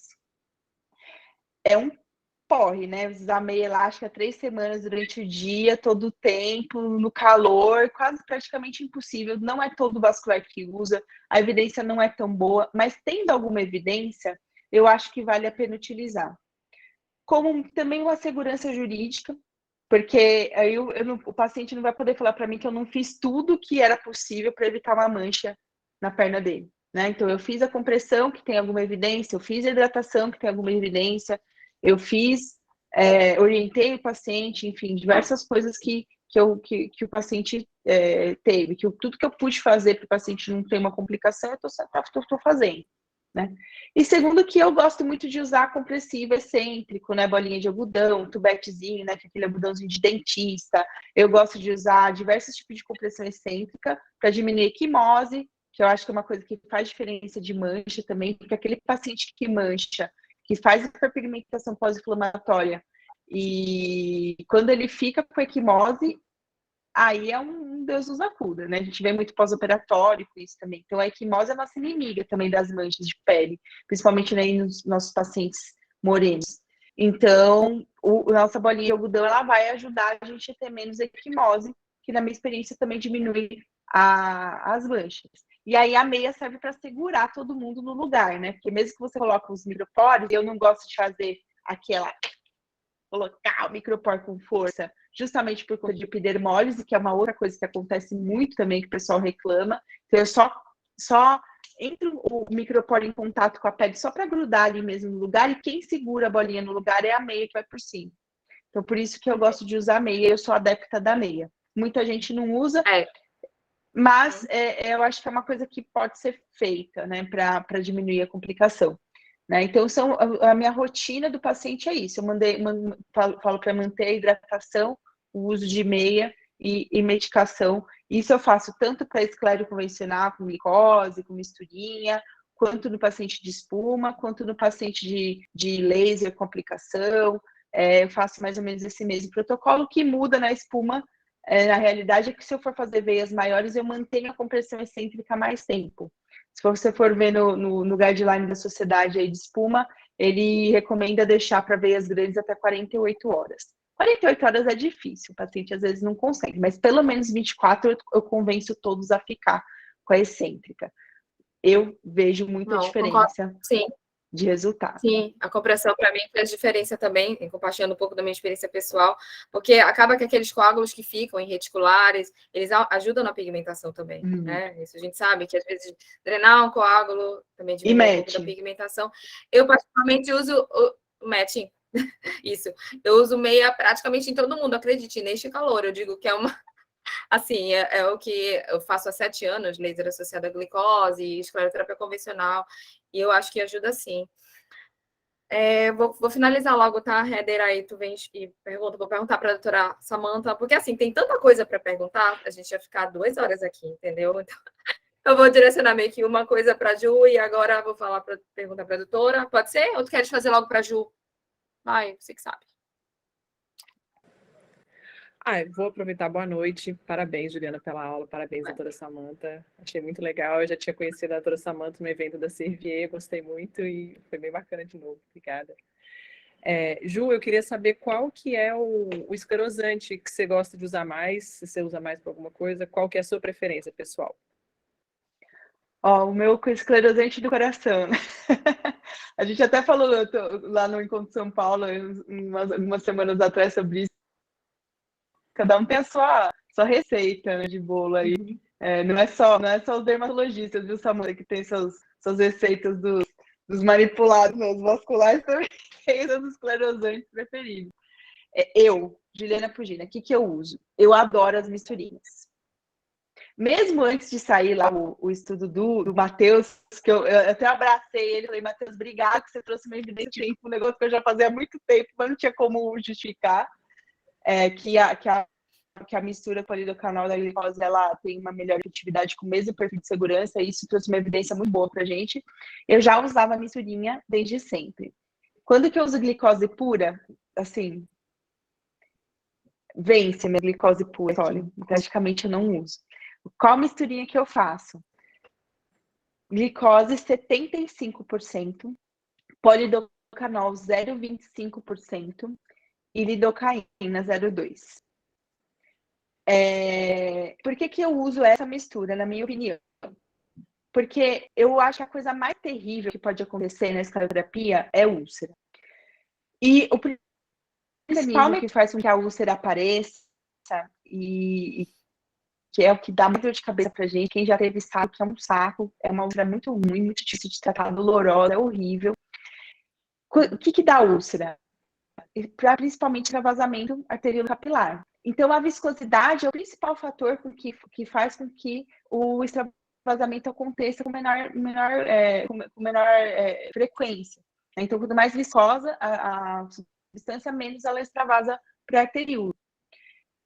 Por isso que eu uso 75%, porque eu posso manipular essa glicose desse jeito. Se eu fizer na mão, for misturar glicose com lidocanol na mão, você não vai conseguir os 75% de glicose. Porque a partir do momento que você colocou o polidocanol, você está diluindo a glicose. E aí ela vai chegar a 67,5%, 60%, dependendo da quantidade de polidocanol que você colocar. Então, o que eu recomendo? Mandar fazer a misturinha. Porque daí você consegue uma viscosidade maior. Eu prefiro o polidocanol 0,25, poderia ser 0,3 também. Por que essa concentração de polidocanol é interessante? Porque existe um trabalho que mostrou que 0,3% de polidocanol, quando você usa ele líquido, ele é o que menos apresenta debris dentro do vaso, menos coágulozinho dentro do vaso. Porque não adianta você usar uma substância esclerosante que seja pouco esclerosante também. Às vezes a gente fica assim, eu vou usar um mais fraquinho aqui porque eu não quero ter... Mas às vezes quando você usa o mais fraco, é que você causa uma trombose muito mais endotelial. E aí forma flebite. E aí dá dor de cabeça. Então também não pode usar de menos. Também usar demais também é ruim. Então o que mostrou uma endotelial em termos de concentração de polidocanol foi 0,3%. Eu uso 0,25 porque eu acho que eu já estou usando glicose, então estou em associação com a glicose. Uma substância sinérgica e uma ação sinérgica de esclerosante. Mas tem gente que usa 0,3. O Kikuchi ele usa 67,5 e 0,3. Também por conta desse trabalho aí que mostra o 0,3. Mas aí ele optou por fazer uma substância um pouco menos viscosa. Eu sou mais medrosa, porque acho que eu sou alarada e tenho muita complicação, então eu fui para mais viscosa, 75. Tá. Uma outra pergunta que eu tenho é em relação às tromboses que você teve. Você teve algum caso de trombose proximal ou só foi distal? Você fez um diagnóstico porque você faz um controle desses pacientes necessariamente com uma semana ou foi alguma queixa do paciente? Queria saber também como que é a sua rotina quando você faz espuma nos pacientes. Nessa história que eu contei para vocês, como eu fazia mesmo, né? Paciente chega muito caso. Então, fazemos 10, 12 casos por semana lá de vasos, né? Então, realmente, tendência grande. Eu tive trombose proximal, tive trombose de final, um paciente que foi um trombo para dentro da femoral, e ele evoluiu com trombose da femoral. Dos pacientes, exceto esse com a trombose acima do joelho, os pacientes com trombose abaixo do joelho teve tanto de hipoplasia e veias distais tibiais, a maioria de veias musculares. É o mais comum mesmo, associado com as espumas que eu tive. Os pacientes seguiam todo o protocolo, a gente sempre fez tudo certinho, tanto em relação à quantidade eu nunca ultrapassei quantidade, e também o paciente já tinha deambulação rápida após. Mas não tem jeito, né? Quando você faz volume, você vai acabar tendo algum tipo de complicação. Todos esses pacientes, eles evoluíram super bem com a anticoagulação, assim, em pouco tempo já recuperaram, nenhum ficou com sequela mais grave. Mesmo esse femoral eu acompanhei, eu fazia Doppler, você perguntou como é que eu sei, porque todos os pacientes que eu fazia a espuma numa semana, na outra semana eu fazia Doppler. E eu faço isso até hoje aqui no meu consultório, não só quando eu trabalhava nesse local de SUS aí, fazia muita espuma, mas aqui no meu consultório tem essa rotina de fazer ultrassom em todos os meus pós-operatórios, até nas ressecções de colaterais. Eu já peguei alteração, e mesmo em paciente que tirou vasinho, só vasinho, veinha, tributariazinha, tal, e já tive complicação. Recentemente eu tive um ATP pós-operatório numa paciente, foi uma safanectomia dessa vez, mas eu faço muito diagnóstico porque eu procuro. Sim. Porque eu acho que vale a pena a gente tratar com precocidade. A paciente, por exemplo, começou com uma tromboflebite de parva, essa última, distal, ela começou com uma dor no maléolo lateral. Ela me mandou mensagem, porque eu sou super chata, eu fico na orelha dos pacientes, se doer a perna e fala, que essa cirurgia não é pra doer, não sei o quê.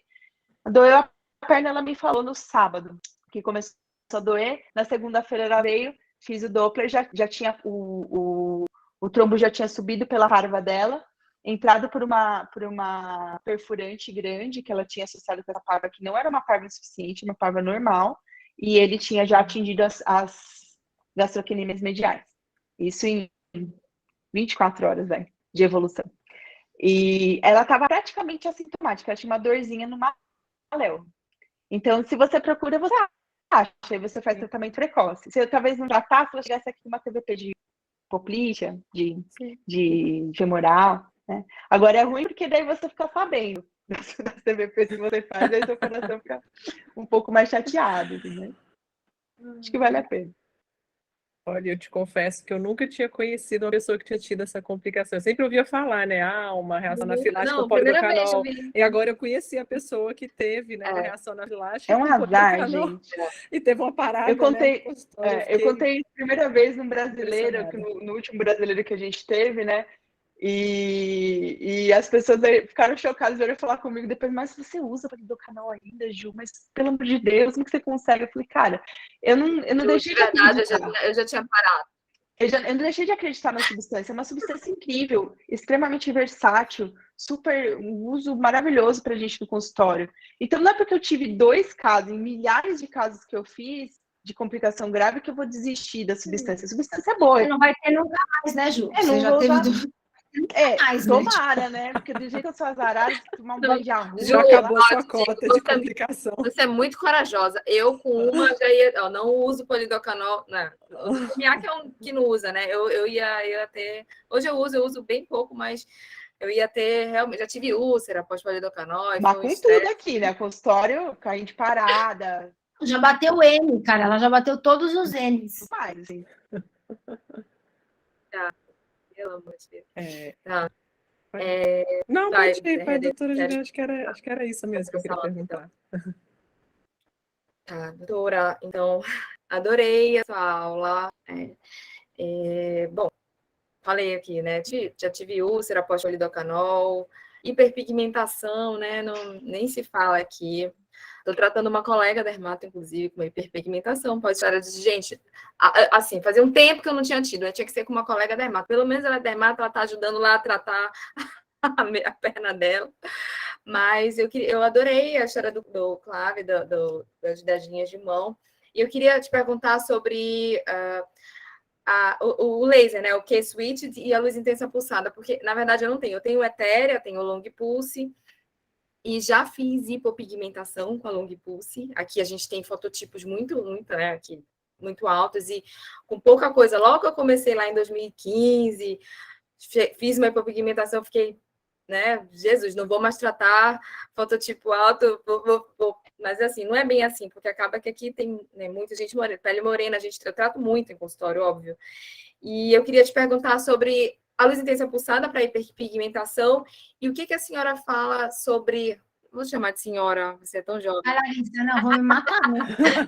Jovem, eu não sou. Eu tenho 48, eu sou mais velha que da mesa, mas se eu for senhora, eu vou me matar. Não, nem parece 48, mas enfim. E sobre a hipopigmentação, porque realmente eu tremo nas bases quando entra uma paciente assim, fototipo 4, que quer tratar varizes com laser, assim, e assim, dá para usar, né, uma potência mais baixa e tudo, mas eu fico bem assustada, porque eu já tive uma complicação que me deu dor de cabeça. Fiquei usando a medicação para... Mandei para dermato, óbvio, porque eu não trato pele, eu digo, cada um na sua, não sei, vou mandar, mas foi uma dor de cabeça muito grande. Então, eu queria primeiro te perguntar sobre a luz intensa pulsada para hiperpigmentação, né, se é rotina, e eu sei que você pincelou um pouco, e eu quero fazer o curso, eu devo fazer, e perguntar sobre a hiperpigmentação também. Tá. O que você recomenda em geral? Então, primeiro, a luz pulsada, eu sei que eu vou chover no molhado, mas eu gosto de repetir porque eu venho da escola do Kikuchi, né? Então, a luz pulsada, ela não é um laser, né? Você não falou isso, mas eu só vou repetir para todo mundo aqui. Ela é um feixe de luz não coerente, não colimado, não monocromático. Então, ela faz uma varredura de epiderme e derme de pigmentação que está mais alta para baixo. Ela é um filtro de luz que ela corta a partir de 400, 500, 600 nanômetros, e a luz penetra até 1.000, 1.200 nanômetros. Então, você para onde tem o pigmento. Então, eu repito isso, o Kikuchi fala que não, mas eu azar dele, eu brigo com ele. Não usem luz pulsada em membro inferior. Não usem. Proibido. Vocês vão queimar. Segunda coisa, e por quê? Eu procuro alguém no Pará que seja fototipo 3. Larissa, veja a sua linha da mão, que cor que ela é? Marrom, eu vi. Você é 4. Sim. Você só não é 5, que você não é mulata. Porque mulato é 5. É assim, ó. Fitzpatrick, a classificação de Fitzpatrick, que é o que eu falo no curso, ela é baseada em cor de olho, cor de cabelo e dose eritematosa mínima. Eu vou te pôr na berlinda, porque é você que está falando comigo, tá? Eu não vou te pressionar. Claro. Você sabe o que é dose eritematosa mínima? Porque dermato não sabe. A capacidade de você ficar vermelha sob exposição ultravioleta. Tipo, cara, é muito difícil. Então, é o quanto você fica bronzeado. Se você só bronzeia ou queima, se você sempre bronzeia, nunca queima, se você sempre queima, nunca bronzeia, qual é a cor que a pessoa é? A pessoa, você não olha para a pessoa e fala assim, você é 3, você é 4. Então, assim, parta do princípio que todo mundo é 4. Tipo, todo mundo é 4. Eu sou 3 porque eu sou rosa. Eu nunca bronzei. Eu sou uma pessoa rosa. No Pantone, entendeu? Eu também nunca bronzei. Todo mundo... então. No todo, não é assim. Mas quando eu vou para o sol meio-dia, eu fico vermelha. Não, filha. Você fica vermelha porque você aprendeu que você não toma mais sol na vida, que você tem uma boa dermato. Mas não tem... Se você... Vai que você é 4. Então, você tem M, você pode manchar. Parta do princípio. Então, no Pará, todo mundo é 4. A chance de você fazer uma hipopigmentação é enorme. Você vai deixar de fazer laser? Não. Então, no Pará, todo mundo faz prevenção. Todo mundo clareia. O Júlio acabou de me perguntar. Você vai clarear com hidroquinona? Não. Você vai clarear com ácido hidratante. Vai com glicólico 10. Você tem Neostrata para você usar isso, né? Você tem a linha Minesol, você pode manipular, você tem o Glykin, você pode, clareia com Glykin, usa um mês de Glykin, que é glicólico 10, ele tem filtro, mas eu nunca uso de manhã, e ele tem hidroquinona 4. Passa sachê para o cara usar, tipo, na perna toda, um mês, e previne, vai para previsão, prevenção e ação. Essa é a base do Skin Code. Então, você usa isso, hidrata muito, como a Juliana falou, eu não tive tempo de falar de hidratação. Você faz bastante clareamento e você faz fotoproteção. Sim. Sempre. Sim. Então, você faz muito isso, você evita hipopigmentação. Fez hipopigmentação. Você clareia muito para tirar a parte hipercrômica ao redor. Você entra com um imunomodulador. que é o tacrolimus e o mecrolimus. Sim. Entra com Tarfic, e se vocês falarem que eu falei, eu nego, vou falar que tá todo mundo louco. Essa reunião não está sendo gravada. Vou falar, meu, vou parar, não bate bem na cabeça. Passa o Tarfic, 0,1% à noite, e vai estimulando essa hiperpigmentação dentro de onde você inibiu. O melanócito, ele só não é mais sensível do que o calor, ele é muito sensível ao frio. Então, ele queimou. O importante é fazer o diferencial com uma acromia. É para isso que você usa a lâmpada de Wood, porque você consegue ver a diferença entre uma mancha vitiligoide. Então, se ele fez uma hipopigmentação, volta. Vai com calma que volta. Então, você vai usar o clareador numa hipopigmentação? Vai. Porque você não vai clarear mais a mancha branca, você vai clarear o entorno. Então, você vai melhorar a impressão do ponto branco, porque você clareia em volta. Então, todo mundo acha que você não pode usar um clareador. Não, passa o clareador e passa o imunomodulador por cima, entendeu? Entendi. Doutora, a única coisa que eu já fazia é usar protetor solar em todo mundo. E fator alto, assim. A única. Mas hidratação, realmente, uma coisa... Eu arrisco dizer que tem que usar calça. Sim, também. Sim. Né? Sim. Porque o povo, tipo, para usar filtro solar na perna, para usar no rosto... Mas na minha receita já vai. Fotoproteção, acima de 60... entrou para fazer, eu não sei, eu virei meio psicótica do protetor na perna, eu não sei, eu acho que é isso. Tem um hidratante, chama, não tem conflito de interesse, infelizmente, se a La Roche-Posay quiser me contratar, eu sou fácil, não sou barata, mas sou uma pessoa fácil, é o Lipicar 60+, é muito a dermato me prescreve isso. Né? Sim, mas se eles quiserem me contratar, tô aqui. Doutora, eu sei que você é speaker da Servier e tudo mais, e eu lembro da aula que você deu, você falou que você gosta muito do Cedraflon, e eu gosto para paciente com sintoma de VC e tudo mais. Você acha que para uma paciente que está com uma pele, vou falar que não é um Fitzpatrick 4, que eu sei que é muito difícil aqui no Pará, mas você acha que um Cedraflon, às vezes um Flatop, é o suficiente para hidratar uma perna de uma paciente que não está com aquela pele super seca? Tipo, isso seria o suficiente para preparar uma paciente? Sim. O que eu acho, assim, que como a Juliana falou, a meia, gente, eu acho a meia muito importante. Se você coloca uma meia de compressão, você faz fotoproteção. Se a pessoa não vou ficar embaixo, né, tomando água de coco na praia. Então, se você coloca... Sim. Se você coloca a meia, para você pôr uma meia, você não consegue usar outro hidratante. Não dá. Não dá para pôr ureia, hidratação, CeraVe, que é o que eu gosto muito. Então, eu acho o Cedraflon, eu nunca usei Flatop. Eu acho, até por uma questão de conflito de interesse. O Cedraflon, eles nunca me pagaram. O Cedraflon, ele desliza, ele é cheiroso. E agora com esse trabalho que a gente vai soltar fresquinho, ó, eu terminei as fotos dele hoje. Cara, mostra as lamelas, assim, a pele, tipo... Para de refletir, tá, Juliana? A luz para de refletir. Então, para vocês passarem no dia do laser, na hora, acabou. Para o fenômeno de reflexão. É muito bom. Vai passar na hora do laser. Você passa, seca com a mão assim e pode fazer o laser. O que você falou está totalmente correto. O dermatoscópio a gente comprova isso.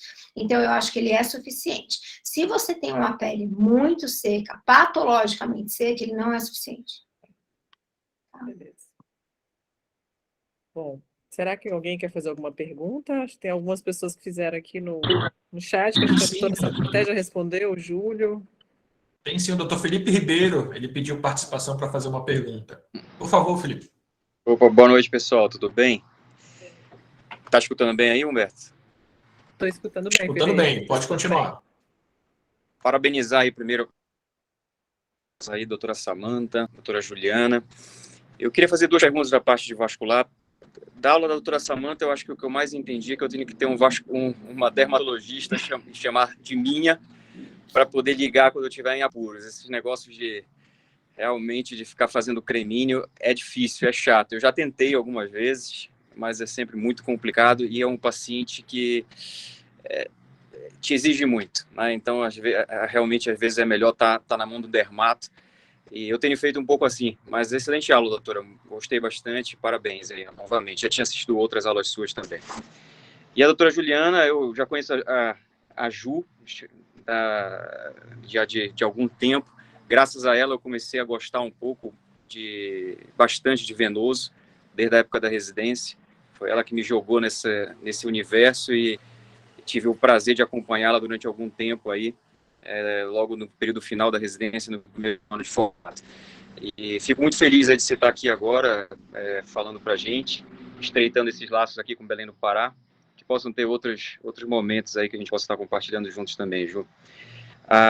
Eu tinha 2 perguntas, então. A primeira é sobre a questão do matching, que você falou ali um pouco sobre Tafic e, enfim, alguma corticoide para utilizar, e eu queria saber se você já teve a experiência de usar brominidina, que é uma coisa que o Seabra, né, o Breno, já, enfim, tem falado em algumas reuniões, alguns congressos, e que eu tive a oportunidade de usar para um matching inflamatório em 2 situações e me pareceu ter um resultado bem interessante ao longo do ano passado. Inclusive, eu até mandei as fotos para o Breno, ele catalogou, disse que estava juntando alguns casos, mas ele, até onde eu saiba, ainda não publicou nada nesse sentido. Eu acho que ele publicou, na verdade, um relato de 2 casos. E aí eu queria saber a sua experiência, se você já usou alguma vez, e o que pensa do assunto. E a outra seria sobre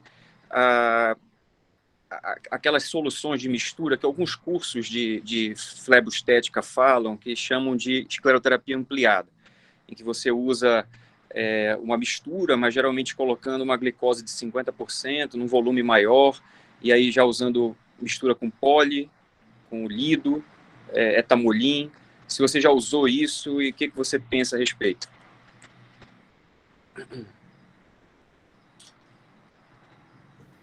Acho que o seu áudio, doutora, está desligado. Agora sim. Bom, Fê, em primeiro lugar, eu queria falar que o Felipe foi o único homem que aguentou a gente aqui na equipe, não por muito tempo, logo ele sumiu e foi para o Belém do Pará, não sei se teve alguma coisa a ver com com a dificuldade de aguentar aqui as meninas do Instituto Circular, mas enfim. A gente teve o prazer aí de ter ele com a gente aqui por um tempo como nosso auxiliar de cirurgia, e ele aprendeu umas coisinhas aí de flebologia com a gente. Da primeira pergunta, assim, não tenho experiência com essa substância, nunca utilizei, já ouvi do Breno também, extraoficialmente, até antes dele começar a juntar esses casos que ele começou a fazer. O grande problema do matching é que a gente tem evidência científica nula, praticamente. O que a gente tem é relato de caso, estudo observacional, relato de experiência, né? Um dos caras que mais publicou sobre isso é o Mitch Goldman, mas também ele não fez estudos sobre isso. Você vai entrar lá, se você colocar no PubMed lá, matching, você vai ver só essas groselhas, sinceramente, sobre matching. Apesar de ser um problemão para a gente no consultório, né? Não sei vocês, mas eu tenho bastante matching e estou sempre tendo que lidar com matching. Então, o que eu fui atrás de tentar entender o que estava acontecendo com esses matchings, né? O que estava levando ao aparecimento desses matchings. Por isso que eu comecei a usar o tacrolimus, porque eu vi que dentro das substâncias que a gente tem disponibilidade tópica para utilizar, é um dos que mais tem ação para diminuição e inibição do VEGF-1, que é uma das principais substâncias relacionadas com a neoangiogênese. Então, por isso que eu comecei a usar o tacrolimus. Eu tenho uma boa resposta também com matching inflamatório usando o tacrolimus. Perfeito.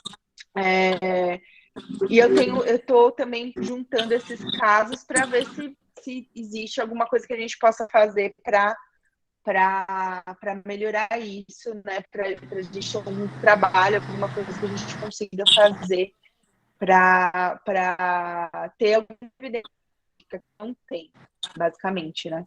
O corticóide, ele tem um problema porque ele tem, em algumas pessoas, reação paradoxal de produção de vasos, de neoangiogênese. Você vai ver, se você pegar a bula de qualquer corticóide tópico, você vai ler lá que tem como reação adversa a neoformação de vasos. Apesar de você diminuir a inflamação, por um lado, existe descrito na literatura que corticóide tópico pode causar neoangiogênese. Então, também é uma coisa que antes eu usava mais, e hoje eu uso. O Edinar está perguntando aqui do tacrolimus, se é tópico oral, é tópico que eu uso, tá? Não é oral, não.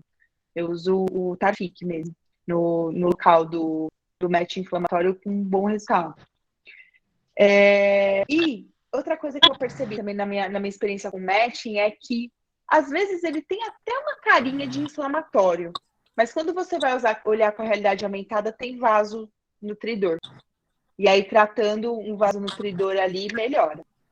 Outra coisa que eu percebo, quando forma os coágulozinhos, né, os microtrombos lá dentro dos vasos, e a gente drena e tem aquele match inflamatório ao redor, na hora que você dá uma drenada e melhora a inflamação local, ele desaparece. Eu não sei se porque a gente libera alguma veia ali que estava obstruída e era uma veia de drenagem e melhora a drenagem e por isso que o matching desaparece, ou se só pela diminuição do processo inflamatório. Mas isso é uma coisa que eu tenho percebido também, então eu tenho ficado mais neurótica de drenar todos os trombinhos. Quando o paciente volta ali para uma próxima sessão, eu dou uma geral e uma limpada nesses trombinhos e melhora também de aspecto. E a segunda pergunta, esqueci. O que era mesmo? Sobre a escleroterapia ampliada, aqueles... Então. Cara, eu sou contra. Justamente porque, assim, você faz uma substância com uma baixa viscosidade e usa ela em grandes volumes e ensina isso de forma para todo mundo utilizar. Eu acho que talvez na mão de pessoas que têm alta experiência com relação a isso, ou se você for injetar isso só em reticular, por exemplo, talvez faça menos estrago. Agora, se você quiser fazer isso em telangiectasia, a chance de você causar alteração de pele e úlcera, eu acho enorme. Não faria, né? Justamente o contrário, né? Tudo que a gente tem de evidência para diminuição de úlcera de pós é aumentar a viscosidade, né? Não diminuir ainda mais essa viscosidade, né? Eu acho que a gente tem tantas outras coisas que a gente pode usar como adjuvantes aí para melhorar o nosso resultado nas reticulares, entendeu? O próprio trabalho do Matheus, se você for ler lá do Gema Dermatology, quem não tiver, me pede por e-mail que eu mando para vocês o completo. Vocês vão ver que ele viu mais de 85% de diminuição de reticulares, de resultado 100% de resultado de tratamento, usando misturinha de glicose com polidocanol, sabe? Com uma boa viscosidade, com um perfil de segurança muito melhor, né? Ainda você tem laser associado, tem outras coisas para fazer. Então, eu não recomendo que ninguém faça isso. Assim, na minha opinião, das tragédias que eu já vi, que eu já tive, eu não tenho coragem de fazer esse tipo de coisa, infelizmente. Mas, assim, talvez para quem tenha experiência, né? Mais experiência, eu não tenho coragem. Doutor Flávio tem uma pergunta, não sei se ele é o próximo. Obrigado, Ju. E tem pergunta aqui no chat também, né, Heather? Você viu aí? Doutor Flávio.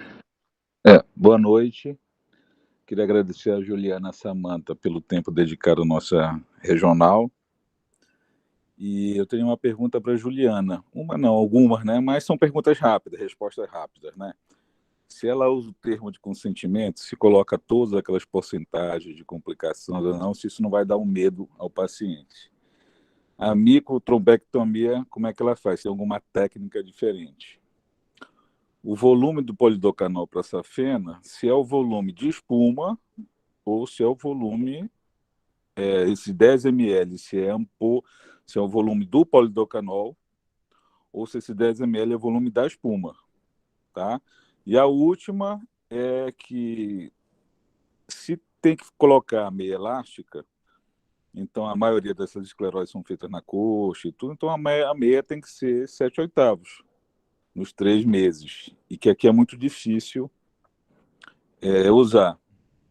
E também eu tenho a linha da pele, Samanta, eu tenho a linha da pele como bom paraense, eu tenho a linha da pele morena também, a linha da pele marrom. Tá bom? Essas são as perguntas. Bom, então eu devia ter anotado, viu, Flávio? Porque eu tenho cabeça de vento. É o termo de consentimento. Vamos lá, começando pelo termo. Eu vou listando para você tá, aqui. fala Termo aí. de consentimento. Se coloca todas as porcentagens, isso não vai dar um medo ao paciente, né? Uma rejeição ao tratamento. Sim, assim, coloco, tá? Por quê? Por conta da disposição jurídica. Claro que vai causar. Vai ter o paciente que vai ler o termo de consentimento e entra na minha sala falando que não vai fazer mais o procedimento, já aconteceu. Eu nunca tive nenhuma desistência. Por quê? Porque quando o paciente entra na sala com o termo na mão, sem assinar, para me perguntar, e eu escrevo no final do termo que ele precisa estar com todas as dúvidas sanadas antes de assinar, e eu acho que é prudente que a pessoa faça isso, eu explico, olha, isso daqui pode acontecer em tantas %, isso aqui pode acontecer, e quando acontece isso. Então, explicando melhor o que quer cada uma das complicações, eu nunca aconteceu do paciente mesmo assim ir embora e desistir de fazer. Mas é um tempo a mais que você vai gastar, que é um tempo que vale a pena, porque na hora que acontece o problema, o pepino para resolver depois é maior. E aí a gente se arrepende de não ter falado. E se não tá lá no termo, a gente acaba não falando. A realidade é isso. Você não fica lá desfiando o rosário, ó, a senhora vai ter isso, a senhora vai ter aquilo, a senhora vai ter aquilo. Então é mais fácil, eu acho mais fácil, pelo menos, a pessoa ler o termo de consentimento, assinar, ou se não assinar, me pedir a opinião, e aí eu explico com mais detalhes cada uma das coisas que a pessoa ficou com medo, até porque o medo depende de cada pessoa, né? Então, ainda mais eu, imagina, Flávia, eu já tive parada cardiorrespiratória com polidocanal. Você acha que eu não vou fazer termo de procedimento? Né? Então, imagina, tem que ter termo.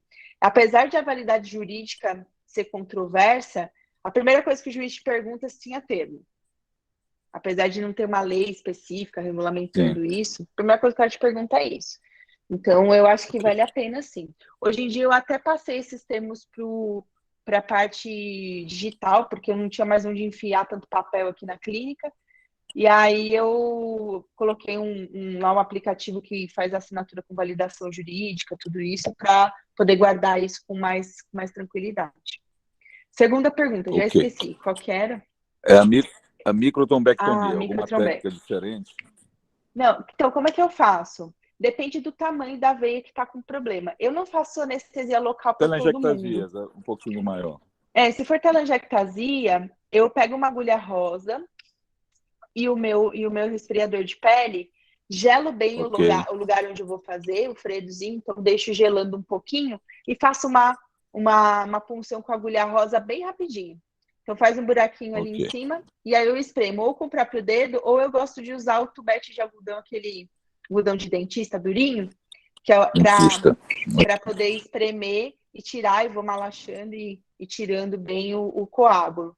Às vezes precisa drenar mais de uma vez o mesmo local. Já acontece, assim, de eu drenar, aí na outra semana, sei lá, dali 2 semanas o paciente volta, se ainda tem um pouquinho mais de coágulo, eu dreno mais uma vez. Vale muito a pena. Principalmente aquelas venulectasias, a Samanta mostrou um caso lá que pigmenta. Esses pacientes, geralmente, eu já falo assim, olha, o pé da senhora já está manchada. Além de mostrar no dermatoscópio, que é uma coisa que você pode fazer, que às vezes, e na maioria das vezes já tem mancha lá mesmo, no próprio ultrassom, se você tiver um probe de frequência um pouco mais alta, que eu tenho aqui é de 15 MHz, eu consigo pôr bastante gel, você consegue ver que o vaso está invadindo a derme, chegando praticamente na epiderme. Então, aquilo já vai funcionar como se fosse uma estria. O paciente já perdeu toda a espessura da derme dele em cima daquele vaso. Sim. Primeiro que isso vai facilitar para você, na hora que você vai drenar o coágulo, praticamente não vai doer, porque esse furo que você vai fazer é de epiderme, basicamente, que vai ter ali em cima. E é muito legal mostrar isso antes para o paciente. Eu esvazio assim, o vaso e mostro, tá vendo que a sua pele já tem uma depressão aqui? Isso aqui é como se fosse uma estria. Eu vou tirar o vaso daqui, mas isso aqui vai ficar.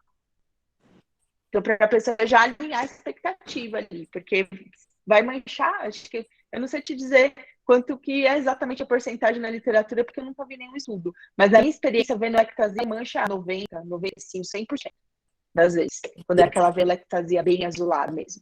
E se não drenar, aí fica terrível. Ok. Então, o volume de polidocanol? Volume de polidecanol é sempre espuma. Então, quando você vir nesses guidelines, é sempre da espuma. Então, para fazer 10 ml de polidocanol, de espuma de polidocanol 3% ou 1%, você vai usar 1:4. Então, você vai ter 2 ml de polidocanol em 10 ml de espuma. Esse é o máximo recomendado por conta da questão de TVP, que é aquele trabalho que eu mostrei, que é uma diminuição muito grande de TVP. E também tomar cuidado porque tem a toxicidade do próprio polidocanol, que principalmente quando você vai usar concentrações maiores, e o problema da endotelina quando você vai usar concentrações menores. Então, eu diria para vocês evitarem mesmo usar grandes volumes de polidocanol, tomar cuidado. Eu tive uma amiga que eu estava fazendo misturinha, aquela misturinha que eu contei para vocês, só que ela vinha no fim de semana e eu ficava assim, horas fazendo a escleroterapia dela. Ela teve uma hemianopsia durante uma escleroterapia de telangiectasia, fazendo misturinha. Por liberação de endotelina. Eu nem vou culpar o polidocanol, porque eu fiz tanto esclero que acho que até se fosse com glicose, talvez pudesse dar esse problema. Mas ela teve, além de escotoma, hemianopsia bilateral. Fugaz, mas dá um mini infarto. E a meia 7/8 para todas as pacientes? Porque aqui é difícil usar meia, né? Mas ainda mais meia tão... Eu entendo, assim, até porque por isso que eu sempre falo que a evidência realmente é muito baixa. O que a gente tem de evidência é usar 3 semanas de meia 7/8, 20 e 30 durante o dia, retirando a noite para dormir. Essa é o que tem desses dois trabalhos. Eles usaram mais ou menos o mesmo protocolo de uso de compressão.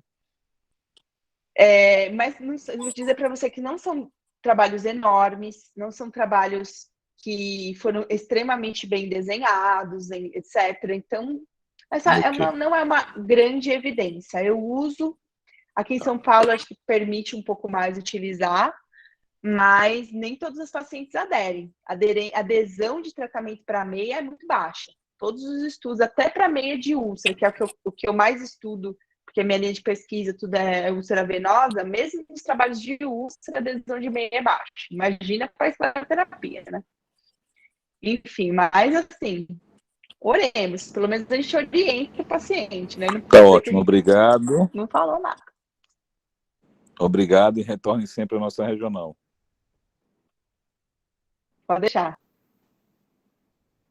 Eu vou perguntar ao público, pessoal, a gente já está um pouquinho com o nosso horário avançado, né? Se alguém mais tem mais alguma outra pergunta para nossas palestrantes. Vou só fazer uma colocação rápida, bem objetivo, tá? Para não alongar tanto. Desculpem a câmera, que minha esposa está recém-operada, tá, pessoal? E eu estou com os meninos aqui. A doutora Samanta, a doutora Juliana, parabéns pela participação nessa mesa de nossa regional. Foi excelente, doutora Samanta, como sempre, aulas muito objetivas, ilustrativas, coisas que fixam. É aquela aula que está sendo gravada e certamente será consultada outras vezes aqui. Doutora Juliana também, parabéns, muitas dicas, muitos tips para nós, tá? E muitas informações úteis na prática, no dia a dia. Doutora Samanta, quando eu vou encaminhar meu paciente com hiperpigmentação, fiz uma escleroterapia, esse paciente manchou, qual o momento ideal para eu encaminhar? Qual informações que você julga as mais relevantes para eu colocar no meu laudo que eu encaminho essa paciente a sua avaliação? Não é hiperpigmentação, mas eu acho que é uma complicação dentro da hiperpigmentação, microúlcera, né, e úlcera, mas não deixa de que vai hiperpigmentar. Se você fez todo o skin code, que eu acho que é só uma facilitação aí com 6 meses de hiperpigmentação, porque a minha ideia é que fique com cirurgião vascular, e hipopigmentação. Perfeito, ótimo. E, doutora Juliana, também uma outra pergunta bem objetiva, você já respondeu a Heather a sua preferência, mas mesmo quando faz a mistura, eu já tive uma úlcera, e assim, o curioso, realmente só não tem úlcera quem não faz, né? Eu tive uma úlcera já há bastante tempo, uns 4, 5 anos, e parece que a gente já estava naquela zona do conforto quando recentemente eu tive uma outra úlcera com a mistura. E talvez seja um pouco de autoconfiança. Então, às vezes, já está naquele período de muito tempo sem úlcera, e aí você vai fazendo simplesmente, e aí ela aparece. Mesmo com a mistura, isso aconteceu comigo, usando a glicose com o polidocanol. No retorno dessa paciente, quais as suas orientações iniciais a essa paciente? Olha, Marcelo, eu já tive também, todas essas úlceras que eu tive com mistura, basicamente. Teve uma só que foi polidocanol, duas que foram polidocanol puro, uma que foi polidocanol líquido, que eu comecei a usar no começo de carreira aí, mandei mal, provavelmente fiz muita pressão, porque eu estava sempre acostumado com glicose. E a segunda foi uma espuma de uma perfurante, essa foi uma tragédia, mas é uma história longa, depois eu conto para vocês, mas todas as outras úlceras que eu tive foi com mistura também, né? Porque pode acontecer mesmo que a gente está usando uma substância teoricamente muito segura. A maior parte das vezes que eu tive, dessas 4 úlceras que eu tive com mistura, 3 foram no tornozelo, pele maleolar medial, e uma foi em lateral de coxa. Eu acho que o tornozelo é uma área que é bem delicada para a gente fazer, porque tem muita microfístula. Então, eu acho que não só o problema da força em si, mas às vezes a gente pode mesmo acabar pegando uma fístula. Tem maior incidência de fístula nessa região aqui do pé, né? Então, tem mais úlcera. O que eu faço? Primeira coisa, quando eu vejo que vai fazer a úlcera, porque normalmente ela faz uma necrosezinha de pele, aí você já vê aquela casquinha Exato. preta Aquela ali, que você já crostazinha sabe. ali. Aí você já sabe que é uma úlcera aquilo lá. Aí eu passo corticóide porque ela inflama bastante. Não sei se você viu isso na sua, mas em volta ela faz Sim, aquela reação toda. uma reação inflamatória bem exuberante, que é onde fica hipercrômico depois. E eu percebi que usando corticóide nessa fase mais aguda, primeiro ajuda a doer um pouco menos ali no local, e segundo, eu percebi que hiperpigmenta menos após, e eu acho que vai bem. O paciente gosta de passar uma pomada ali também, né, para cuidar ali do local. Tranquilizar a paciente, falar que é uma coisa que pode acontecer, que estava lá no termo de consentimento, que a gente vai cuidando ao longo do tempo dessa úlcera, abraçar o paciente, fazer 1000 retornos. Já teve paciente que eu fui na casa da paciente para cuidar dela.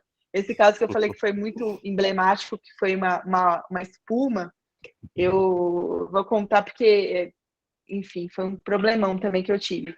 Eu fiz a injeção do polidocanol espuma na perfurante guiada por ultrassom.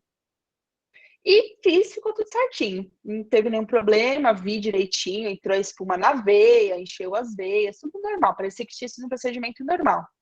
O que eu acho que aconteceu? Muito provavelmente na hora de eu puxar a seringa tal, entrou um pouco de polidocanol na arteríola perfurante. Toda a veia perfurante tem uma artéria do lado. E essa artéria esclerosou.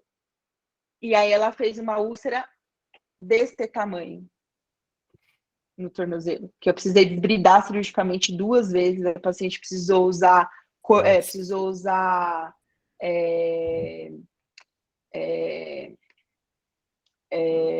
teste de fentanil, porque ela tinha muita dor. Eu teve uma dor neuropática ferrada pós também, que eu precisei tratar em conjunto com o neuro. Foi um pepino lascado. Dor de cabeça. Uma dor de cabeça terrível. Por que eu não tomei processo? Porque é isso. Eu abracei e eu falava com ela todo dia no WhatsApp, e eu fui na casa dela, e não sei o quê. Então eu dei um apoio, assim, o marido dela queria me matar, me processar, etc e tal, mas graças a Deus não aconteceu nada. Isso foi em 2018. Até hoje, pelo menos, o processo não chegou ainda. Por conta desse negócio. Eu acho que o que previne a gente de ter um problema jurídico justamente é a nossa relação médico-paciente. Né? Primeiro, ser muito honesto das coisas que podem acontecer.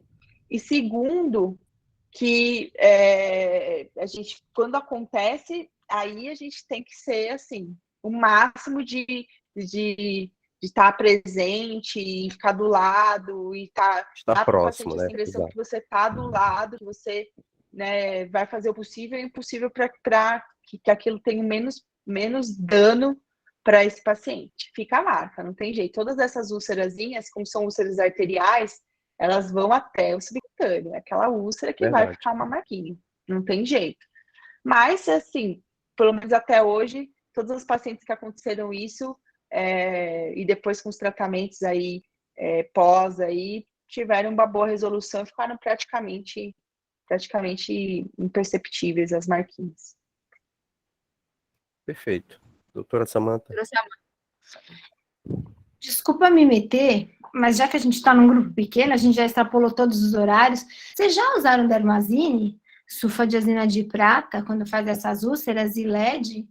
Que eu estou imaginando aqui, eu usaria, assim, desculpa me interferir, assim, mas fiquei pensando, se você fizer uma úlcera, eu secaria essa úlcera, impediria que, porque tornozelo aqui pra gente, com certeza, a fisiopatologia é indiferente do que faz, mas se abrir ali a derme e fizer uma exposição de qualquer causa, eu secaria essa úlcera, desculpa, eu dou uma opinião, e eu usaria uma placa de LED que a gente usa muito para cicatrizar, é a placa a manta do Capelux, eu não tenho conflito de interesse, pelo contrário, e tem uma placa que chama Cicatrilux, ela é pequenininha, e aí colocar 10 minutos todo dia, isso fecha um monte de coisa, tem literatura consistente, literatura mundial, você tem essas placas de LED, a Amazon e vários mercados, e a nacional chama Cicatrilux, tem Sportlux, Cicatrilux, Capelux, e você põe essa plaquinha e ela fecha,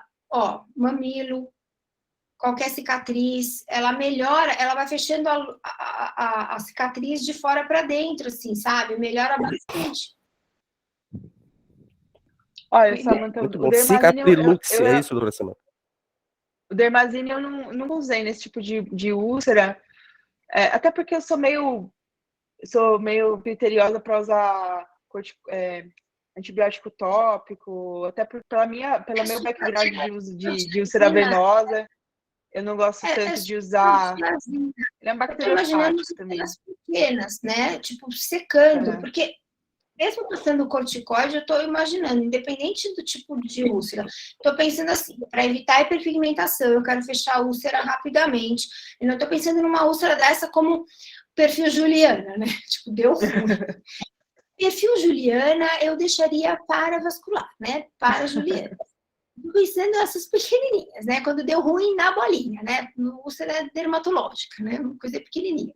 Mas para aumentar a cicatrização, tem literatura bem consistente. Assim, uma placa de LED junto com... A placa eu já usei. É muito Eu bom. gosto dessa placa.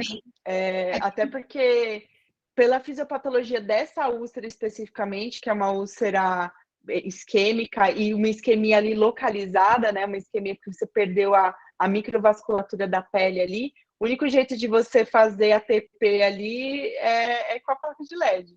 Né? Se você pensar na exposição de... Na verdade, a fisiopatologia não importa. Se você perde continuidade cutânea, epiderme, qualquer coisa que você faz, aumento de vascularização periférica, o LED, aí ele vai aumentar qualquer perda de continuidade. Aí, por isso que eu estou me metendo, porque daí já não impede... Já foi a fisiopatologia, né? Qualquer coisa o LED vai interferir, por isso que eu me meti. Eu já usei a placa.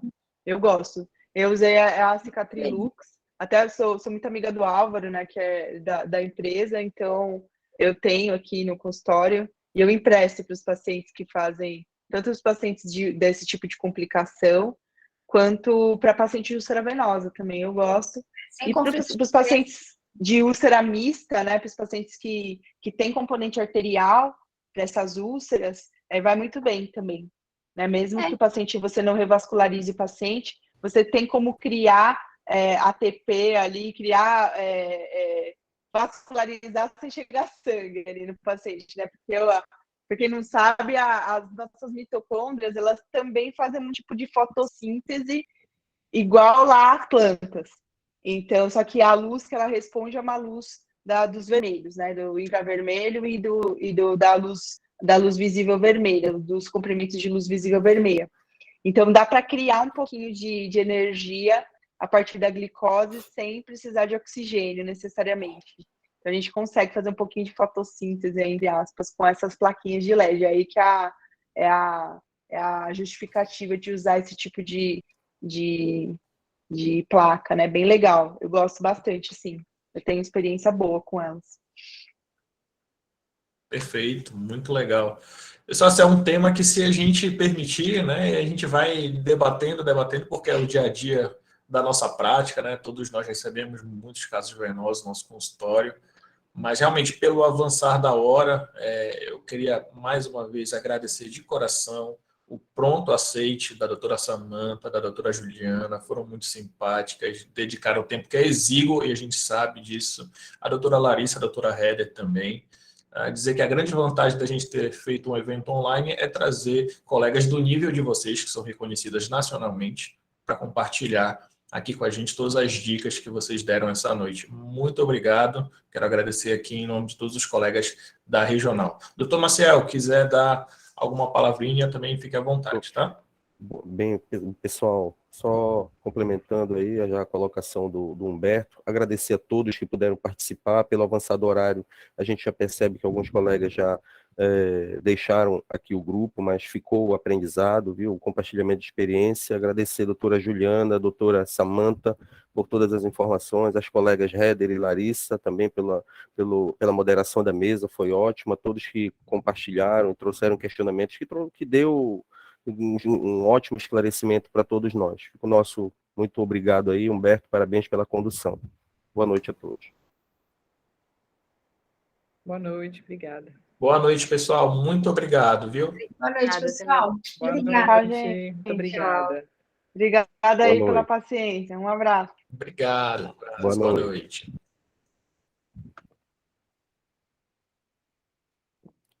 Humberto, segurar só um pouquinho.